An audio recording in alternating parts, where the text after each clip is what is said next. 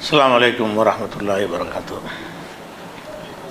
அன்பிற்குரிய சகோதர சகோதரிகளே, இஸ்லாத்தின் பார்வையில் உணவு, உடை, உறைவிடம் என்ற தொடர் நிகழ்ச்சியில் நேற்றைய தினம் இறுதியாக வேதக்காரர்கள் அறுத்தவைகளை நம்ம உண்ணலாம் என்பதையும், வேதக்காரர்கள் என்றால் யார் என்ற விவரத்தையும் நேற்றைய தினம் அறிந்து கொண்டோம். அதன் தொடர்ச்சியாக இன்றைக்கு முஸ்லீம்களாக இருந்து கொண்டு அல்லாஹ்வுக்கு இணை கற்பிக்கக்கூடியவர்கள் உருவாகியிருக்கிறார்கள். நபிகள் நாயகம் ஸல்லல்லாஹு அலைஹி வஸல்லம் காலத்தில் இப்படி 2 பிரிவாக முஸ்லீம்கள் இருக்கவில்லை. எல்லாருமே தௌஹீதாக தான் இருந்தாங்க. இந்த முஸ்லீம்களுக்குள்ளேயே இணை கற்பிக்கக்கூடியவர்கள் உருவானது பிற்காலத்தில் தான். அதனால் ரசூலுல்லாவுடைய காலத்தில் இப்படி 2 சாரார் இருந்து அந்த ஒரு சாராரை எப்படி ரசூலுல்லா டீல் பண்ணாங்க அப்படிங்கிறதுக்கு நேரடி ஆதாரம் கிடைக்காது. ரசூலுல்லா காலத்தில் இருந்தால் தான், தர்காவாதி இருந்தால் தான் தர்காவாதியை ரசூலுல்லா எப்படி நடத்தினாங்க என்று நம்ம அறிய முடியும். ரசூலுல்லாவுடைய காலத்தில் எல்லாம் யூதர்கள் தான் தர்காவாதியாக இருந்தாங்க. திருந்தி வந்தவங்கள்லாம் முஸ்லீம்களாகத்தான் இருந்தாங்க. அதனால் இப்போ நம்ம இந்த இஸ்லாத்தில் இருந்து கொண்டு முஷ்ரிக்குகள் செய்த காரியத்தை செய்யக்கூடியவர்கள், யூதர்கள் செய்கிற காரியத்தை செய்யக்கூடியவர்கள், எதையெல்லாம் அல்லாஹ் ஷிர்க் என்று சொல்லி இருக்கிறானோ அந்த காரியங்களை இஸ்லாத்தின் பேரால் செய்யக்கூடியவர்கள் தவறான கொள்கையில் இருக்கிறார்கள் என்று நம்ம நம்புகிறோம். அதன் அடிப்படையில் தான் அவங்களுடைய கொள்கையை தவறு என்று நம்ம விமர்சித்து கொண்டு இருக்கிறோம். இப்படி இருக்கும் பொழுது அவங்க அல்லாஹ்வுக்கு இணை கற்பிக்கிறார்கள் என்று நம்ம நினைத்தோம் என்று சொன்னால் அவங்க அறுத்ததை நம்ம உண்ணலாமா? அவங்க ஷிர்க் வைக்கிறாங்கன்னு நம்ம முடிவு எடுத்துடுறோம். ஷிர்க்கு தான் அவங்க செய்கிற காரியம். தர்காவில் வழிபடுறது, பில்லி, சூனியம், தாயத்து, தட்டு இதெல்லாம் நம்புறது, இது எல்லாமே ஷிர்கான காரியம் என்பதற்கு ஆதாரம் இருக்கிறது. அந்த காரியத்தை அவர்கள் செய்வார்கள் என்று சொன்னால் அவங்க இணை கற்பிக்கிற காரியத்தை தான் செய்கிறார்கள். அப்படிங்கிறதுனால அவங்க அறுத்ததை நம்ம உண்ணலாமா? அறுக்கிறது ஒரு தர்காவாதி என்ன செய்கிறாரு, அந்த ஆட்டை அறுத்து நமக்கு தர்றாரு, அதை சாப்பிடலாமா என்றால், இதை பொறுத்த வரைக்கும் இஸ்லாமியன் என்று தன்னை சொல்லி கொண்டு அவன்கிட்ட எந்த மாதிரியான மாறுபட்ட கொள்கைகள் இருந்தாலும் அவனை முஸ்லீம் கணக்கில் தான் நம்ம எடுத்துக்கிறணும். அல்லாவிடத்தில் அவங்க குற்றவாளிகள் ஆவார்கள்னு சொல்லணுமே தவிர உலக விஷயத்தில் யாரையும் நம்ம நினைஞ்சிட முடியாது. எந்த ஒரு காரியம் செஞ்சாலும் அவங்கள காஃபிர்னு சொல்லிட முடியாது. அதே நேரத்தில் அவர்களை பின்பற்றி தொழணுங்கிற ஒரு விஷயம் வரும்பொழுது மாத்திரம் தனி சட்டம் இருக்கிறது. நீங்கள் இணை கற்பிக்கிறவர்களை தலைவராக ஏற்றுக்கிறாதீங்க, அவங்கள பின்பற்றாதீங்க என்பதற்கு நிறைய பள்ளிவாசலை நிர்வகிக்கிற பொறுப்பு அவங்களுக்கு கொடுக்கக்கூடாது என்றெல்லாம் வர்ற காரணத்தினால அந்த தொழுகையில் இமாமாக நியமிக்கிற விஷயத்தில் அந்த தப்பான கொள்கையில் உள்ளவங்களாக இருந்தால் நம்ம நியமிக்க முடியாது, பின்பற்ற முடியாது. அது இல்லாமல் மற்ற எல்லா காரியங்கள்லையும் அப்படிப்பட்டவர்கள் இருப்பார்கள் என்று சொன்னால், நம்ம காலத்தில் இருக்கிறாங்க, அந்த மாதிரி இருப்பார்கள் என்று சொன்னால் அவர்களோட எல்லா தொடர்புகளையும் எல்லா முஸ்லீம்களைப் போலத்தான் நம்ம வைத்து கொள்ள வேண்டும். அப்படி பிரித்து பார்க்கக்கூடாது என்று இஸ்லாம் நமக்கு வழிகாட்டுகிறது. எப்படி வழிகாட்டுகிறதுன்னு சொன்னால், ரசூல் ஸல்லல்லாஹு அலைஹி வஸல்லம் சொல்கிறாங்க, புகாரியில் 391வது ஹதீஸ், மன் ஸல்லா ஸலாத்தனா, யார் ஒருவர் நம்முடைய தொழுகையை தொழுகிறாரோ, தொழுகை 5 வேளை தொழுகை இருக்க நம்பி அதை தொழுகிறாரோ, வஸ்தக்பல கிப்லத்தனா, நமது கிப்லாவை முன்னோக்குகிறாரோ, தொழுகிறார், கிப்லாவை முன்னோக்கிறார், அக்கலை ரபி ஹத்தனா, நாம் அறுக்கிறத அவர் சாப்பிட்றாரு, நீங்கள் அறுத்ததை நான் சாப்பிட மாட்டேன் என்று சொல்லாமல் நம்ம எதை அறுக்கிறோமோ அதை என்ன செய்கிறார், அவர் சாப்பிடுகிறார். அப்படி சாப்பிட்டாரையானால் ஃபதாலிக்கல் முஸ்லீம், அவர் தான் முஸ்லீம். அவர்கிட்ட மற்ற விஷயங்களை ரசூலுல்லா பார்க்க சொல்லலை. இந்த உலகத்தில் முஸ்லீமாக கணக்கெடுப்பதற்கு ஃபதாலிக்கல் முஸ்லீம், அவர் தான் முஸ்லீமாக ஆவார். அல்லது லஹு திம்மத்துல்லாஹி ஒ திம்மத்து ரசூலிஹி, அவருக்கு அல்லாஹ்வுடைய பொறுப்பும் ரசூலுடைய பொறுப்பும் அவருக்கு இருக்கிறது. ஃபலா துஹ்விருல்லாஹ பி திம்மத்திஹி, அல்லாஹ்வுடைய பொறுப்பில் நீங்கள் என்ன செய்ய, இடையூறு செஞ்சிடாதீங்க. அதான் இந்த மாதிரி ஒருத்தர் இருந்தாரையானால், பொதுவாக இஸ்லாத்தை ஏற்காதவர்களோடு எதிர்த்து நம்ம யுத்தம் செய்யணும்ல, அந்த கணக்கில் இவங்க வருவாங்கன்னா வரமாட்டாங்க. இதை சொல்லிட்டாலேயே அவங்க அல்லாஹ்வின் பொறுப்பில் வந்துடுறாங்க. இதை சொல்லணும், அதாவது தொழுகையே தொழணும், கிப்லாவை நோக்கணும். நாங்கள் வேறு கிப்லா வச்சுருக்கோண்டா அவங்க சேர்க்காதீங்க. நாங்கள் இந்த கிப்லாவை நோக்கி தான் அவங்களும் நம்ம எதை கிப்லாவை நோக்கி தொழுகிறோமோ அதையே தொழுகிறார்கள். நாம் எந்த 5 வேளை தொழுகையை சொல்லுகிறோமோ அந்த தொழுகையை தான் அவங்களும் தொழுகிறாங்க. நம்ம அறுத்து கொடுத்ததை அவங்க சாப்பிட்றாங்க. 3 கண்டிஷன் ரசூலுல்லாஹ் போடுறாங்க. மன்சல்லா சலாத்தனா வஸ்தக்பல கிப்லத்தனா அக்கல தபீஹத்தனா, இந்த 3 காரியத்தையும் செய்வார்களே ஆனால் பதாலிக்கல் முஸ்லீம், அவர் தான் முஸ்லீமாக கணக்கிடப்படுவார். இது புகாரியில் 391வது ஹதீஸில் இருக்குது. 393வது ஹதீஸில் இதோட ஒரு இன்னொன்று சேர்த்து சொல்லப்படுது, 4ஆக சொல்லப்படுது. இதில் 3 சொல்லப்பட்டுச்சுல, அதில் 4 விஷயம் சொல்லப்படுகிறது. அது 4 விஷயம் என்னென்னு கேட்டால், மன் ஷஹித அல்லா இலாஹ இல்லல்லா, லா இலாஹ இல்லல்லாஹ் என்று யார் உறுதிமொழி சொல்கிறாரோ, வஸ்தக்பல கிப்லத்தனா, நமது கிப்லாவை முன்னோக்குகிறாரோ, ஓ சல்லா சலாத்தனா, நமது தொழுகையை தொழுகிறாரோ, ஓ அக்கல தபீஹத்தனா, நாம் அறுத்ததை உண்கிறாரோ, ஃபஹுவல் முஸ்லீம், அவர் முஸ்லீமாக இருப்பார். லஹு மாலில் முஸ்லீம், முஸ்லீமுக்கு உள்ள எல்லா உரிமையும் அவருக்கு உண்டு. வ அலைஹி மா அலல் முஸ்லீம், முஸ்லீமுக்குரிய எல்லா கடமைகளும் அவருக்கு உண்டு அப்படின்னு சொல்லி ரசூல் ஸல்லல்லாஹு அலைஹி வஸல்லம் முஸ்லீமை கணக்கெடுப்பதற்கு எதான் சொல்கிறாங்க. அப்போ ஒரு முஸ்லீமாக இருக்கிறாரு, ஷிர்கான காரியம் செஞ்சார்னு சொன்னால், நீ செய்கிறது ஷிர்க்கு, அது நரகத்தில் கொண்டு போய் சேர்த்துணும்னு பயான் பண்ணலாம், அவருக்கு எடுத்து சொல்லலாம். அவர் செய்கிற செயல்களை மேடை போட்டு பிரச்சாரம் பண்ணலாம். அந்த நபரை பார்த்து நீ முஸ்லீம் கிடையாதுன்னு சொல்லக்கூடாது. முஸ்லீம் அவர் தப்பான காரியம் செஞ்சாலும் அவர்கிட்ட இந்த 4 காரியம் இருக்கிற வரைக்கும் என்ன செய்ய முடியாது, முஸ்லீம் இல்லைன்னு சொல்லிடக்கூடாது. ஒரு இஸ்லாமிய அரசாங்கம் இருந்தால் கூட முஸ்லீமுடைய எல்லா உரிமையும் அவங்களுக்கு கொடுப்பாங்க. முஸ்லீம்களுக்குன்னு சில விஷயங்களை கொடுக்குறாங்கன்னு வைங்களேன், அந்த உரிமைகளை இந்த கண்டிஷன் இருக்கான்னு பார்ப்பாங்களே தவிர உள்ளே நுழைஞ்சி எதையும் ஆராய்ஞ்சிக்கிட்டு இருக்க மாட்டாங்க. இவ்வளோ போதுங்கிறாங்க ரசூலுல்லாஹ். என்ன 4 விஷயம், அதாவது களிமா சொல்லியிருக்கணும், கிப்லாவை நோக்கணும், நம்ம தொழுகையை தொழணும், நம்ம அறுத்ததை சாப்பிடணும். இந்த 4 காரியம் செய்தார்களே ஆனால் ஃபஹுவல் முஸ்லீம், அவர் முஸ்லீமாக இருப்பார். லஹு மாலில் முஸ்லீம், முஸ்லீமுக்குரிய எல்லாமே அவருக்குரியதாக இருக்கிறது. அலைஹி மாலில் முஸ்லீம், முஸ்லீமுக்குரிய மற்ற முஸ்லீமுக்குரிய எல்லா கடமையும் அவங்களுக்கும் இருக்கிறது. அந்த உரிமையும் சொல்கிறாங்க, மற்ற முஸ்லீமுக்குள்ள உரிமை அவருக்கு இருக்கிறது என்கிற இந்த பொதுவான இது 393வது ஹதீஸ் புகாரியில். இந்த அடிப்படையில் 393, 391, 392 ஆகிய ஹதீஸுகளில் இந்த விஷயங்கள் இருக்குது. அப்போ இதெல்லாம் வச்சு நம்ம என்ன முடிவு பண்ணணும்னு கேட்டால், ஒருத்தர் ஷிர்கான காரியங்களை செய்கிறார், தாயத்து போட்டிருக்கிறார், அது ஷிர்க் என்பதில் மாற்றுக்கிறது கிடையாது, அது குற்ற செயல் என்பதில் மாற்றுக்கிறது கிடையாது. அதிலே நம்பி அவர் செஞ்சார்னு சொன்னால் அல்லாஹ்விடத்தில் ஒரு பதில் சொல்லி ஆகணும் என்பதில் மாற்றுக்கிறது கிடையாது. அதே நேரத்தில் அவர் இறந்துட்டார், அவரை நம்ம கபருஸ்தான் அடக்கலாமான்னா அடக்கலாம். அவர் இறந்து விட்டார் என்று சொன்னால் அடக்கலாம். அதே நேரத்தில் அவரோட கொடுக்கல் வாங்கல் வச்சுக்கிடலாமான்னா வச்சுக்கிடலாம். அதில் அவரோட செய்யக்கூடாத விஷயம் என்னென்னு கேட்டால் 2 விஷயம் அவருக்கு செய்யக்கூடாது. ஒன்று, அந்த ஷிர்க் வைக்கிறார் என்று தெரிந்தால் அவரை பின்பற்றி தொழக்கூடாது என்பதற்கு நேரடி ஆதாரம் இருக்குது. ஷிர்க் வைக்கிறார் என்று தெரிஞ்சால் அவருக்காக பாவ மன்னிப்பு தரக்கூடாது. அது இப்போ இறந்துட்டார்னு சொன்னால் ஜனாசா தொழுகை நடத்துறது, பாவ மன்னிப்பு தேடுவது, அதுக்கு நமக்கு தடை இருக்கிறது. அதாவது மூமின்கிற நபியுடைய உறவினருக்காக கூட நபி செய்ய முடியாது, நல்லா சொல்லிடுறான். மாக்கானலின் நபியி ஒல்லதீன் ஆமனும் எஸ்தக்ஃபிருலில் முஸ்ரிக்கீன உலவுக்கானும் உடைய குர்பா, எவ்வளோ நெருங்கிய உறவினராக இருந்தாலும் சரி, இணை கற்பிக்கிற ஒரு ஆளுக்கு பாவ மன்னிப்பு தேடுவது நபிக்கு அனுமதி கிடையாது, மூமின்களுக்கு அனுமதி கிடையாது. இப்ராஹிம் நபிக்கு அந்த அனுமதி கொடுக்கல, ரசூலுல்லாவுக்கு அனுமதி கொடுக்கல. அப்போ ஷிர்க் வைக்கிறார்கள் என்று தெள்ள தெளிவாக தெரிந்தால் அவர்களுக்கு பாவ மன்னிப்பு தேடுவது நம்மகிட்ட தடுக்கப்பட்டிருக்கிறது. 2வது, அவர்களை இமாமாக பின்பற்றி தொழுவது என்ன செய்யப்பட்டிருக்கு, தடுக்கப்பட்டிருக்கிறது. அது இல்லாமல் மற்ற விஷயங்களில் முஸ்லீமாகத்தான் அவங்கள டீல் பண்ணணும், முஸ்லீமாகத்தான் அவங்கள கருதி கொள்ள வேண்டும் அப்படிங்கிறது இந்த ஹதீஸ்லேருந்து வழங்குகிறது.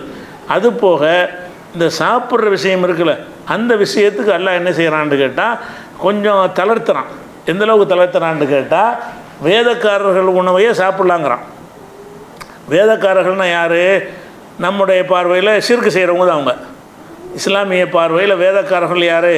ஒரு வேதக்காரர்கள் ஈசா நபியை வச்சு ஷிர்க் செய்யக்கூடியவர்கள், இன்னொரு வேதக்காரர்கள் உசைர் நபியை வைத்து ஷிர்க் செய்யக்கூடியவர்கள். அது மாதிரி ரசூலுல்லாஹ் என்ன செஞ்சாங்கன்னு கேட்டால் மரண நேரத்தில் கூட எச்சரித்தாங்க. எப்படி எச்சரித்தாங்க? லானல்லாஹுல் யஹூத ஒன் நசாரா, யஹூதி நசாராக்களுக்கு அல்லாஹ்வுடைய சாபம் இறங்குகிறது. எதனால் என்றால், இத்தஹது குபூர் அம்பியாஹி மசாஜித், நபிமாருடைய கபர்களை வணக்கஸ்தலம் ஆக்கிட்டாங்க இது யஹூதி நசாரான்னு சொன்னாலும் அது யஹூதிகளை தான் கொடுக்க. நசாராக்கள் எந்த நபியும் என்ன செய்யலை, அவங்க கபரை வச்சு செய்யலை, அவங்க தான் நபியெல்லாம் ஏற்றுக்கிறலையே. அவங்க யஹூதிகள் என்ன செஞ்சாங்கன்னா நபிமார்களுக்கு கபரை கட்டினாங்க. அப்போ கபரை கட்டி அந்த மஸ்ஜிதுகளை ஆக்கிட்டாங்கன்னு ரசூலுல்லாஹ் கண்டிக்கிறாங்களே, அவங்களுடைய உணவை தான் நல்லா சாப்பிட அனுமதிக்கிறான். எந்த யஹூதிகள் தர்கா கட்டி சிறுக்கு வைத்து விட்டார்கள் என்று ரசூலுல்லாஹ் எச்சரிக்கை பண்ணுறாங்களோ, கடைசி நேரத்தில் எச்சரிக்கை பண்ணுறாங்க, மௌத்தாவுற நேரத்தில் எச்சரிக்கை பண்ணுறாங்க.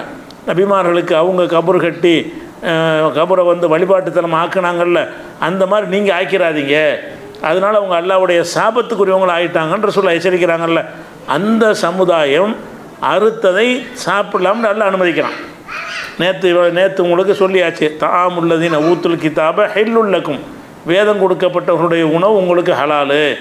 5:3 வசனத்தில் அல்லாஹ் என்ன செய்கிறான், இந்த விஷயத்தை அனுமதிச்சிடறான். அப்படி இருக்கிறதுனால அவங்க ஷிர்க் வைக்கிறார்கள் என்பதில் மாற்றுக்கிறது கிடையாது. ஆனால் அவங்க அல்லாஹ்வை நம்புகிறாங்க, ஆகிரத்தை நம்புகிறாங்க, கபர் வாழ்க்கையை நம்புகிறாங்க. இதெல்லாம் இந்த ஷிர்க் வைக்கணும் நம்ம தானே செய்கிறாங்க. யூதர்கள் எப்படி நம்புகிறாங்களோ அந்த மாதிரி ஆகிரத்தை நம்புகிறாங்கன்னா நம்புகிறோமா, சொர்க்க நரகம் இருக்குதான்னா இருக்குன்னு தான் சொல்லுவாங்க, மறுமையில் விசாரணை இருக்குதான்னா இருக்குவாங்க. அப்போ நம்ம மறுமை சம்பந்தமாக என்னென்னவெல்லாம் நம்ப வேண்டி வேதத்தில் உள்ளவர்கள் என்னவெல்லாம் நம்புகிறார்களோ அதையெல்லாம் இந்த சமுதாயத்தில் சிறுக்கு வைக்கிறோம் நம்ம தானே செய்கிறாங்க. இந்த சமுதாயத்திலேருந்து சிறுக்கு வைக்கிறாங்க. சிறுக்கு வச்சாலும் அவங்க என்ன செய்கிறாங்கன்னா சொர்க்கத்தை நம்புகிறாங்க, நரகத்தை நம்புகிறாங்க, திரும்ப எழுப்பப்படுறதை நம்புகிறாங்க, கபர் வாழ்க்கையை நம்புகிறாங்க, மீசான் தராசு எடை போடப்படும்ங்கிறத என்ன செய்கிறாங்க நம்புகிறாங்க, வலது கையில் நன்மைக்குரிய பதிவேடு கொடுக்கப்படும் என்பதை நம்புகிறாங்க. இந்த மர்மை சம்பந்தப்பட்டதை எல்லாத்தையுமே நம்பக்கூடியவர்களாகத்தான் இந்த முஸ்லீமில் இருந்து இணை கற்பிக்கக்கூடியவர்கள் இருக்கிறாங்க. அப்படி இருப்பார்கள் என்று சொன்னால் அதை இந்த அறுக்கிற விஷயத்தில் அல்லாஹ் அதை தளர்த்துறான். யூதர்களுக்கே தளர்த்திடறான்ல, வேதக்காரர்களுக்கு என்ன தளர்த்திடறான்னா, அவன் எல்லா விதமான சிறுக்கு செஞ்சாலும் அவன் அறுத்தா சாப்பிடுங்கன்றான். அவன் அறுத்தா சாப்பிடலாம் என்று சொன்னால் இவர்கள் ஒரு வகையில் அகல கித்தாபில் வரத்தானே செய்வாங்க. அகல கித்தாபுங்கிற அந்த சொல்லில் வராட்டான வேதத்துக்குரியவர்கள் அவங்க, இவங்களும் வேதத்துக்குரியவர்கள் தானே. குர்ஆன்கிறது கித்தாபு தானே. அகல கித்தாபுங்கிற அந்த சொல்லாடலுக்குள்ளே அவங்க மட்டும்தான் வருவாங்க என்று இருந்தாலும் குர்ஆன்கிறது லாஜிக்காக நீங்கள் எடுத்து பார்த்தீங்கன்னா குர்ஆன்கிறது அல்லாஹ்வுடைய கித்தாபு தானே. குர்ஆன் என்பது அல்லாஹ்வுடைய வேதம் தான். அப்போ அனைத்து முஸ்லீம்களும் அஹ்லுல் குர்ஆன் தான், குர்ஆன் வாசிகள் தான். குர்ஆன் வாசிகள்னால் அஹ்லுல் கிதாப் வாசிகள் தான், வேத வாசிகள் தான். அப்போ நம்ம எல்லாருமே வேதத்துக்குரியவர்களாக இருக்கும் பொழுது அந்த வேதத்தின் அடிப்படையில் உள்ள பேசிக்கான விஷயங்களை நம்பினவர்கள் கொஞ்சம் ஷிர்கான விஷயங்களை செஞ்சுருந்தால் கூட அவங்கள சாப்பிடலாம். முஸ்லீம் டிக்ளேர் பண்ணாமல் இருக்கும்போதே சாப்பிட்றோம். அவன் முஸ்லீம் டிக்ளேர் பண்ணல, யஹூதி நசாரா தன்னை முஸ்லீம்னு சொல்லிக்கிறல, அதையும் சாப்பிட்லாம்னு சொல்கிற காரணத்தினால இந்த சாப்பிட்ற விஷயத்திற்கு நம்ம என்ன செய்ய வேண்டியதில்லை, யாருடையதையும் தவிர்க்க வேண்டியதில்லை. அவர் சூனியத்தை நம்புகிறாரு, அவர் தாயத்தை போட்டிருக்கிறாரு, அதை பண்ணுற இது பண்ணுறாருன்னா அப்போ அதெல்லாம் ஒரு பெருசாக எடுத்து எல்லாம் இணைஞ்சிருப்பான். யகூதிகளுக்கு தடுத்திருப்பான். யகூதிகள் சாப்பிட்டதை கடைசி காலத்தில் அனுமதிக்கிறாங்க. இறுதி காலத்தில் அருளப்பட்ட வசனத்தின் மூலமாக வேதம் கொடுக்கப்பட்டவங்களுடைய உணவு உங்களுக்கு ஹலால்னு நல்லா சொல்லிட்டான். அந்த வேதம் கொடுக்கப்பட்டவர்கள்ங்கிற அந்த கருத்துலையும் இவங்க வருவார்கள். அந்த சொல்லாடக்குள்ளே வராட்டான நம்மளாம் வேதக்காரர்களாக இல்லையா? இப்போ இருக்கிற எல்லா முஸ்லீமும் நம்ம வேதமற்றவர்களா, வேதம் உள்ளவர்களா? நம்மளும் அகல கித்தாபுங்கிற அந்த சொல்லுக்குள்ளே அந்த சொல் நடைமுறையில் அவங்களுக்கு தான் சொல்லப்பட்டிருக்கிறது. இருந்தாலும் அகராதி அர்த்தத்தின் பிரகாரம் பார்த்திங்கன்னா அகலுல் கித்தாபுக்கு உரியவர்கள் நாமளும் அகலுல் கித்தாபு தானே. நமக்கும் ஒரு கித்தாபு இருக்குல்ல, குர்ஆன்கிற கித்தாபுனா வேதம். நம்மளுக்கு குர்ஆன்கிற ஒரு கித்தாப் இருக்கத்தானே செய்கிறது. அந்த வகையில் பார்க்கும்போது வேதத்தை நம்பி இருக்கிறான், நம்மளில் ஒரு ஆளாக இருக்கிறான். அவன் பிஸ்மில்லா சொல்லி அறுக்கிறான்னா சாப்பிட்டு போங்க பேசாமல், அதில் ஒரு பிரச்சனை இல்லை என்று முடிவெடுப்பது தான் சரியானது. இதை நம்ம புதுசாகவும் இதை சொல்லலை. இந்த கருத்துப்பட ஏன்னா புதுசாக இதை சொல்கிற மாதிரி சிரமம் நினைப்பாங்க. இதுவரைக்கும் இல்லாத கருத்தை, இதுவரைக்கும் சொல்லாத ஒன்றை நீங்களாக நம்ம சொன்னால் நினச்சிக்கிட்டு வேண்டா இருப்பீங்க. இந்த விஷயமாக ஒரு 2016 பெரிய ஆய்வு கட்டுரை எழுதி உணர்வில் மாத பத்திரிகைகளில் ஆன்லைன் பேஜில் போட்டிருக்கிறோம். அந்த கட்டுரை இப்போவும் இருக்குது. இந்த புது மசாலா கிடையாது. ஆனால் ரொம்ப ஆரம்ப காலத்தில் கூடாதுன்னு சொல்லிகிட்டு இருந்தோம். 2016க்கு முன்னாடி 15க்கு முன்னாடி எல்லாம் அவன் அடுத்தது சாப்பிடக்கூடாது அப்படிங்கிற மாதிரிலாம் சொல்லிக்கிட்டு இருந்தோம். ஆனால் பிறகு ஆய்வு செஞ்சு பார்க்கும்போது இந்த விஷயத்தில் அல்லாஹ் அவ்வளோ கடுமை காட்டலை. அல்லாஹ் கடுமை காட்டாத ஒன்றை நம்ம ஏன் கடுமை காட்டணும்? அல்லாஹ் இவனுங்களுக்கே போய் அகலுக்கு தாப்புடையது அடுத்த சாப்பிட்டுக்கங்கிறான்ல. அவன் என்னென்ன மாதிரி செருக்கு வச்சான்னு பச்சையாக தெரிகிறது. வேதத்தையே மாற்றுறான், வேதத்தை விற்கிறான். கேடுகட்ட ஒரு கொள்கையில் இருக்கிறான்னு சொல்லி இன்றைக்கி வரைக்கும் யகூதிகளை நம்ம பேசிக்கிட்டு இருக்கிறோம். குர்ஆன் அப்படி விமர்சிக்கிறது அவங்கள, அப்படி அவர்களை கடுமையாக விமர்சிக்கிற அந்த ஒரு சமுதாயம் அறுத்ததை தந்தால் சாப்பிடுங்கிறான்லாம். அப்போ இந்த சாப்பாடு விஷயத்தில் அல்லாஹ் என்ன செய்கிறான்னு கேட்டால், கிதாபுடைய கொள்கையில் இருந்தால் போதும், வேதத்தினுடைய கொள்கையில் இருந்தால் போதும் என்று அல்லாவே முடிவெடுத்திருக்கிற காரணத்தினால் இந்த முடிவு தான் எடுக்கணும் என்று சொல்லி ரொம்ப காலத்துக்கு முன்னாடியே, நீண்ட காலமாக 2016 நீங்கள் எடுத்துக்கிறீங்க, 8-9 வருஷத்துக்கு முன்னாடியே இது எல்லா அறிஞர்களும் கூடி ஆய்வு செஞ்சு ஆய்வு கட்டுரையாக ஆன்லைன் பிஜியில் இது கட்டுரையாகவும் போட்டிருக்கிறோம். அதைத்தான் புதுசாக உங்களுக்கு விலைக்கு சொல்கிறோமே தவிர இது வரைக்கும் இல்லாமல் இப்போ எடுத்த நிலைப்பாடு சில பேர் ஆரம்பிச்சிருவாங்க. இப்போ எடுத்த நிலைப்பாடுனா இல்லை, ஆரம்பத்தில் இதுதான் நிலைப்பாடு, ஆரம்பத்துலேருந்து இதை தான் நம்ம சொல்லி கொண்டு இருக்கிறோம். ஆனால் 2016க்கு முந்தைய சொன்னதை எடுத்து போட்டு வேண்டாம் என்ன செய்வாங்க, அவர் சாப்பிடக்கூடாது என்று சொன்னார், 15 சொன்னார், 14 சொன்னார்னா அதை நம்ம சொன்ன தவறுங்கிறத நம்மளே விலைக்கு சொல்லி மறுகற்றை போட்டுட்டோம். அந்த கட்டுரை தான் இன்றைக்கி வரைக்கும் இருந்து கொண்டு இருக்கிறது. அதனால் அது போக என்ன பார்க்கணும்னு கேட்டால், இந்த சாப்பிட்றத சொல்லும்பொழுது அல்லாஹ் என்ன செய்கிறான்னு கேட்டால், அந்த பேரை சொல்லணும், அல்லாஹ்வுடைய பேரை சொல்லணும்ல, அந்த சொல்கிற எல்லா இடங்கள்லையும் செயற்பாட்டு வினையாக சொல்கிறான். பேரை சொல்லுங்கள் என்று சொல்லாமல் சொல்லப்பட்டால், அல்லாஹ்வுடைய பேர் சொல்லப்பட்டால் சாப்பிடுங்க, சொல்கிறவன் யாருங்கிறத பிரச்சனை இல்லைங்கிற மாதிரி அல்லாஹ் என்ன செய்கிறான், அது எப்படி கொண்டு வர்றான்னு 6:118 ஃபக்குலு நீங்கள் உண்ணுங்கள் மிம்மா துக்கி ரஸ்முல்லாஹி அலைஹி, அல்லாஹ்வுடைய பெயர் எதன் மீது சொல்லப்பட்டதோ, நீ தவது அதாவது ஷிர்க் வைக்காத ஒருத்தன் சொன்னது அப்படின்லாம் வர கிடையாது. சொல்கிறவனை பற்றி இங்கே அல்லாஹ் பேசவே இல்லை. எப்படி சொல்கிறான், மிம்மா துக்கி ரஸ்முல்லாஹி அலைஹி, அல்லாஹ்வுடைய பெயர் எதன் மீது கூறப்பட்டிருக்கிறதோ அதனை உண்ணுங்கள். அங்கேயும் செயற்பாட்டு வினை கூறப்பட்டதுன்னு என்ன செய்கிறது, ஆளை சொல்லாமல் செயற்பாட்டு வினையாக வந்திருக்கிறது. 6:119 இந்த விஷயத்தை அல்லாஹ் சொல்கிறான், ஒமாலக்கும் அல்லா தாக்குலு மிம்மா துக்கி ரஸ்முல்லாஹி அலைஹி, அல்லாஹ்வுடைய பெயர் சொல்லப்பட்டதை சாப்பிடாமல் இருப்பதற்கு உங்களுக்கு என்ன தடை, ஏன் சாப்பிட மாட்டேங்கிறீங்கன்னு கேட்குறான். அப்போ அல்லாஹ்வுடைய பேர் சொன்னான்னு தெரிஞ்சுட்டு சாப்பிட மறுக்கிறது குற்றம் டாக்குறான்ல. அவன் அல்லாஹ்வுடைய பேர் சொல்லி தர்காவாதியாக இருந்துட்டு போகிறான், அல்லாஹ்வுடைய பேர் சொல்லி அறுத்துட்டான்ல, அதையும் சாப்பிடாமல் இருக்கிற அல்லாஹ்வுடைய பேர் சொல்லப்பட்டதை நீ எப்படி சாப்பிடாமல் இருக்கலாம்ங்கிறான்லாம். சாப்பிடுங்கள்னு ஒரு இடத்துல சொல்கிறான், ஒரு இடத்துல அல்லாஹ்வுடைய பேர் சொல்லி அறுத்தான்னு தெரிஞ்ச பிறகு நீங்கள் எப்படி சாப்பிடாமல் இருக்க போச்சு அப்படி கேட்குறான்ல. ஒமாலக்கும் அல்லா தாக்குலு மிம்மா துக்கி ரஸ்முல்லாஹி அலைஹி, அல்லாஹ்வுடைய பேர் எதன் மீது சொல்லப்பட்டிருக்கிறதோ அதை நீங்கள் சாப்பிடாமல் இருக்க உங்களுக்கு என்ன வந்தது, என்ன கேடு வந்தது அப்படின்னு 6:119 கேட்குறான்.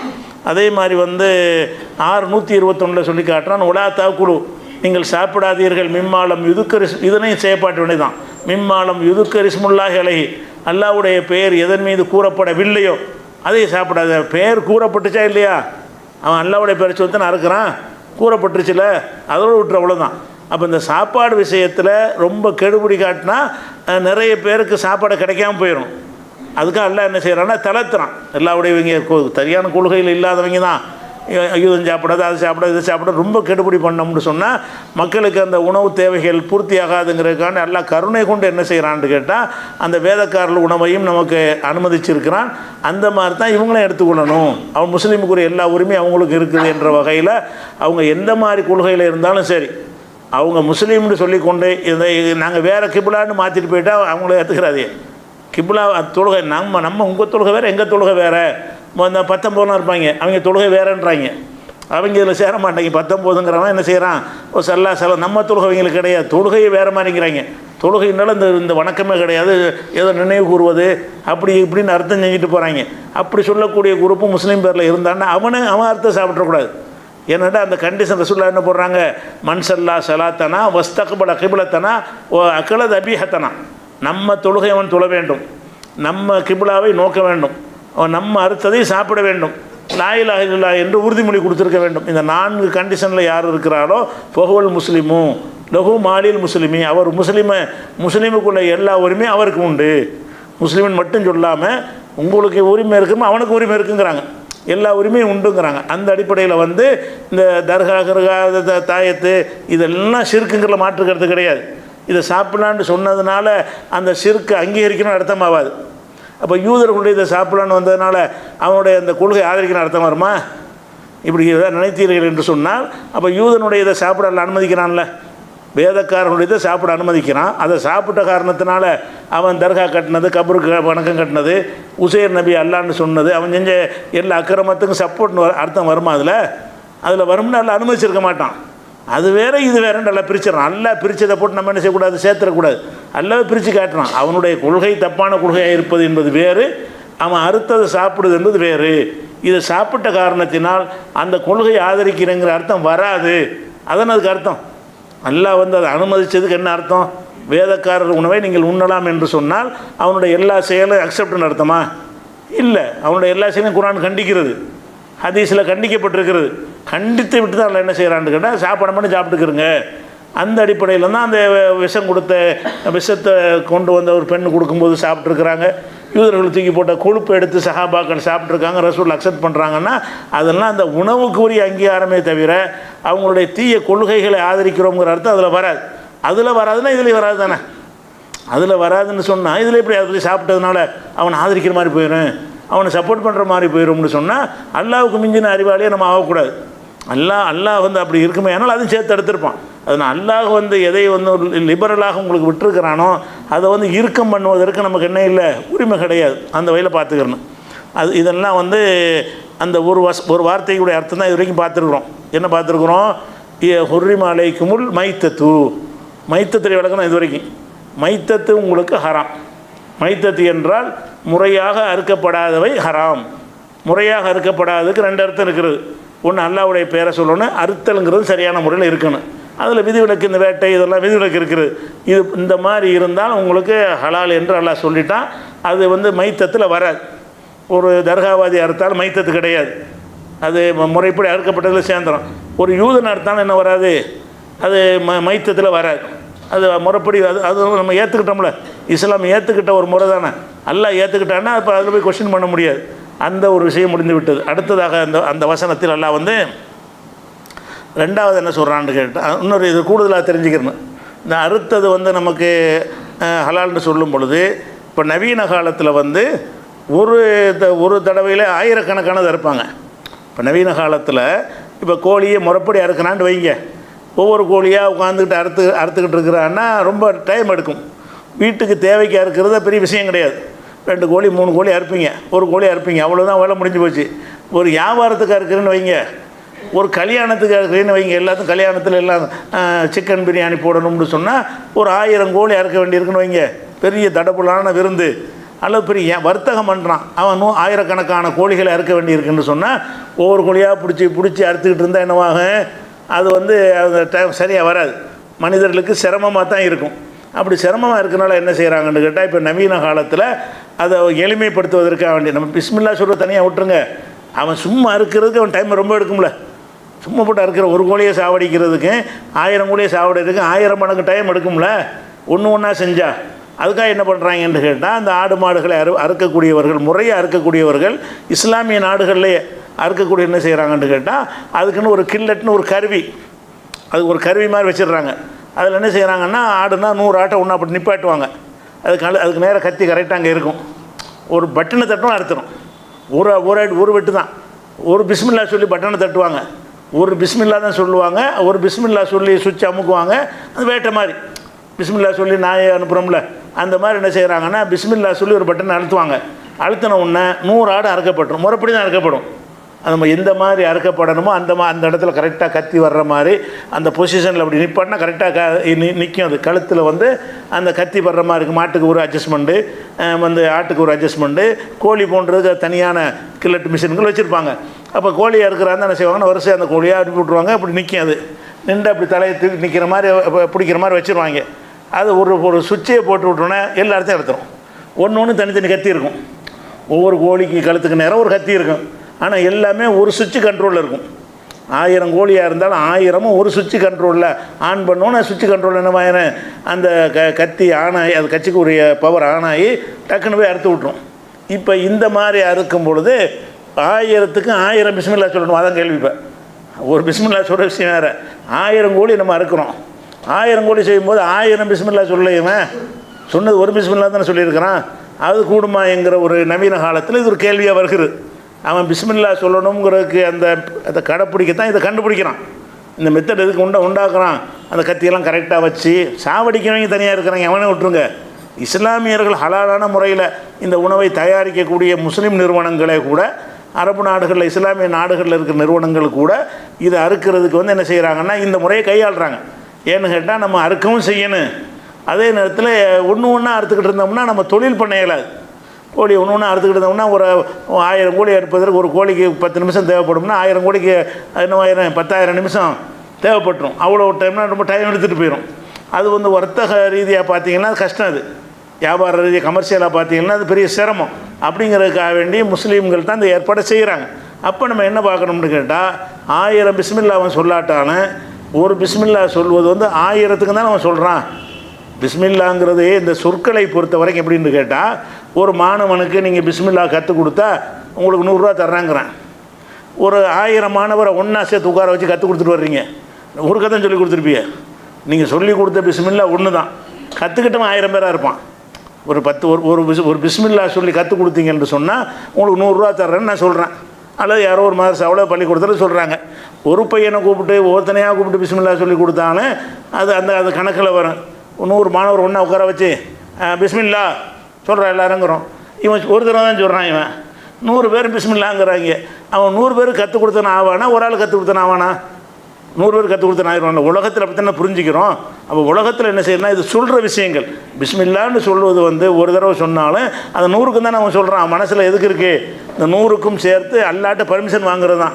பர்மிஷன் வந்து ஒன்று தனித்தனியாக வாங்கலாம், ஒரு மொத்தத்துக்கு வாங்கலாம்ல. நீங்கள் ஒரு தயாரிக்கிறீங்கன்னு சொன்னால், ஒரு பொருளை தயாரிக்கிறீங்கன்னு சொன்னால் 100 பொருள் தயாரிக்கிறதுக்கும் பர்மிஷன் வாங்கலாம், 1000 பொருளை தயாரிக்கிறதுக்கு பர்மிஷன் வாங்கலாம். அந்த பர்மிஷன் வாங்கினா அந்த 1000த்தையும் கட்டுப்படுத்தும். நம்ம அல்லாட்டு பர்மிஷன் வாங்கணும். எப்படி? இறைவா உன் பெயரால் இந்த 1000 கோழி அறுக்கிறேன். அதுக்கு அர்த்தம் என்ன? பிஸ்மில்லாக்கு என்ன அர்த்தம்? இந்த 1000 கோழியையும் உன் பெயரால் அறுக்கிறேன்னு தான் அர்த்தம். 100 கோழி இருக்க முடியாது. அதுக்கு என்ன அர்த்தம்? பிஸ்மில்லா சொல்கிறவனுக்கு என்ன அர்த்தத்தில் சொல்கிறான்? யாரெல்லாம் இந்த பிஸ்மில்லா சொல்லி இந்த 100 கோழியும் அறுக்கிறேன். அப்போ 100 கோழி அறுக்கிறேன்னு அவன் அந்த நீங்கத்தில் சொல்லும் பொழுது 100 தடவை சொல்லணும்னு அவசியம் கிடையாது. அல்லாட்டு 100க்கு பர்மிஷன் வாங்கிடுறான். 1000 அறுத்தாலும் பிஸ்மில்லான்னு சொல்வது பர்மிஷன்கள் ஆக்கிட்டான்.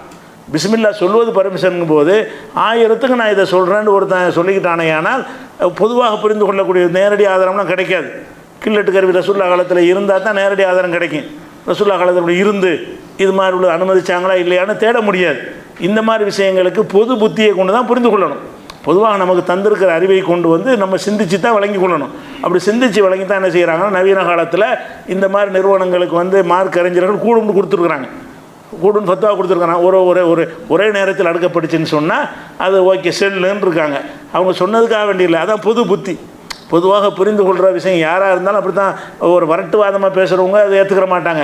பொதுவாக ஒரு சிந்தனையோடு பேசக்கூடியவங்களாக இருந்தாங்கன்னா கரெக்டு தான். அது ஒரு பிஸ்மில்லா சொல்லி 1 இருக்கிறாங்கிறான், ஒரு பிஸ்மில்லா அது பெரிய கத்தியை வச்சுட்டு 2 இருக்கிறான். அதுக்கு என்ன சொல்லுவீங்க?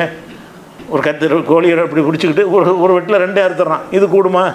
அது கூடும் தானே சொல்லுவீங்க. ஏன்னா பிஸ்மில்லா சொல்லிட்டான்ல, 2க்கு தான் சொன்னாவன். 2 கோழியை வச்சுக்கிட்டு பிஸ்மில்லா சொன்னால் 2க்கும் அனுமதி வாங்குறேன்னு அர்த்தம். 10 கோழியை வச்சுக்கிட்டு பிஸ்மில்லா சொல்கிறேன்னு சொன்னால் 10க்கு அனுமதி வாங்குறான்னு அர்த்தம். அவன் 1000 கோழியை வச்சுக்கிட்டு பிஸ்மில்லா சொன்னான்டா, இறைவா 1000க்கு நான் உன்ட்டு அனுமதி வாங்குறேன், இந்த 1000 கோழி உன் பேரில் தான் நான் இருக்கிறேன். அப்போ 1000 கோழியும் அவன் பேரில் இருக்கிற நீயத்தை பொறுத்தானே எல்லாமே. அமல்கள் தானே. அமல் செய்வது வந்து இவன் 1000க்கு நீயத்து பண்ணுறான். 1000க்கு நீயத்து பண்ணுறான்னு சொன்னால் அது வந்து ஹராம்னு சொல்ல முடியாது. நவீன முறையில் கில்லட் கருவிகள் மூலமாக வரக்கூடியது வந்து. ஆனால் முறைப்படி என்ன செய்யணும்னா, அந்த பட்டனை தட்டும்போது பிஸ்மில்லா சொல்லணும். பட்டனை அந்த கருவியை இயக்கும் பொழுது என்ன செய்யணும்? பிஸ்மில்லா சொல்லிட்டார்களே. ஆனால் அது ஒரே நேரத்தில் 100 அறுத்தாலும் சரி, 1000 அறுத்தாலும் சரி, 1000ஐ அவங்க நீயத்தில் வைத்திருந்தார்கள் என்று சொன்னால் அது செல்லும். அது தப்பு கிடையாது. அதை விளங்கிக்கணும். இது எல்லாமே வந்து அந்த மைத்தத்து என்பதற்குரிய விளக்கம். மைத்தத்துன்னு எல்லாம் சொல்கிறான்ல, உங்களுக்கு மைத்தத்து ஹராமுன்னா மைத்தத்தில் எதெல்லாம் வரும், எதெல்லாம் வராது, அந்த விஷயத்தை தான் அந்த 4 நாட்களாக நம்ம பார்த்துருக்குறோம். அடுத்தது அந்த வசனத்தில் எல்லாம் என்ன சொல்கிறான்னு கேட்டால், 2வது ஹராமாக்குறது ஹுர்ரிமத் வரும்போது தமுங்கிறான். ஹுர்ரிமத் அலைக்கும் மைத்தத்துக்கு அடுத்தபடியாக ஒத்தமு ரத்தம் உங்களுக்கு ஹராம். எல்லாம் எதையெல்லாம் குறிப்பிட்டு ஹராமாக்குறான் என்பதை பார்த்துட்டு வர்றோம். அதில் முதலாவது ஹராம் என்னென்னா மைத்தத்துன்ட்டான். மைத்தத்துக்கு அர்த்தம் நல்லா விளைவிக்கணும். மைத்தத்து என்றால் முறையாக அறுக்கப்படாமல் செத்தவைன்னு அர்த்தம். செத்தவைன்னு மொட்டையை அர்த்தம் செய்யக்கூடாது. முறையாக இஸ்லாமிய முறைப்படி இல்லாமல் செத்தவை, அது போல் மைத்தத்து. அதனுடைய விளக்கங்கள்லாம் பார்த்துட்டோம். அடுத்து என்ன செய்கிறான்னு கேட்டால், அல்லாஹ் வந்து அந்த ஒரு வசனத்திலேயே 4 விஷயத்தை சொல்கிறான். அந்த 4 விஷயத்தில் 1வது மைத்தத்து முடிச்சிட்டோம். 2வது என்ன சொல்கிறான்னு கேட்டால், ஒத்தமு ரத்தம் உங்களுக்கு ஹராம். 2வது சூறாவில் 173வது வசனம். அதே மாதிரி வந்து 5வது சூறாவில் 3வது வசனம், 16வது சூறாவில் 115 வசனம். இதிலெல்லாம் அல்லாஹ் என்ன சொல்கிறான்னு கேட்டால், இன்னமா ஹர்ரம் அலைக்கும், உங்களுக்கு அல்லாஹ் ஹராமாக்கி இருக்கிறான், அல் மைத்தத்தை ஹராமாக்கி இருக்கிறான், ஒத்தம இரத்தத்தை ஹராமாக்கி. 2வது ஹராமாக்கப்பட்ட பொருள் இரத்தம் வந்து நமக்கு உண்பதற்கு தடுக்கப்பட்ட ஒரு பொருள், அதை உண்ணவே கூடாது. இந்த இரத்தத்தை பொறுத்த வரைக்கும் ஒரு ஆயத்தில் அது விளைக்கிறான். ரத்தம் ஹராம்னு சொன்னால், நம்ம ஒரு ஆட்டை அறுத்து இறைச்சி வாங்கிட்டு வர்றோம். இறைச்சி வாங்கிட்டு வந்தீங்கன்னா இறைச்சினாலும் ரத்தம் இருக்கும். இறைச்சி வாங்கிட்டு வந்தீங்கன்னா இறைச்சி போகிற கழுவுன ரத்தம் சிவப்பாக வருதில்ல, அறுத்து போட்டு கழுவுனீங்கன்னா சிவப்பாக வருது. கழுவி மொத்தமாக முடித்த பிறகு கூட அந்த இறைச்சியை துண்டாக்குனீங்கன்னா ரத்தம் வரும். ஒரு 100 கிராம் பீஸாக போட்டின்னு வைங்களேன், கழுவிட்டீங்கன்னா மேலே ஒரு ரத்தம்லாம் போயிடும். கழுவி முடித்த பிறகு 50 கிராம் அதை கட் பண்ணிங்கன்னு வைங்க, அது நடுவில் உள்ள ரத்தம் வரத்தான் செய்யும். அப்போ இறைச்சி முழுவதும் ரத்தம் இருந்துக்கிட்டு தான் இருக்குது.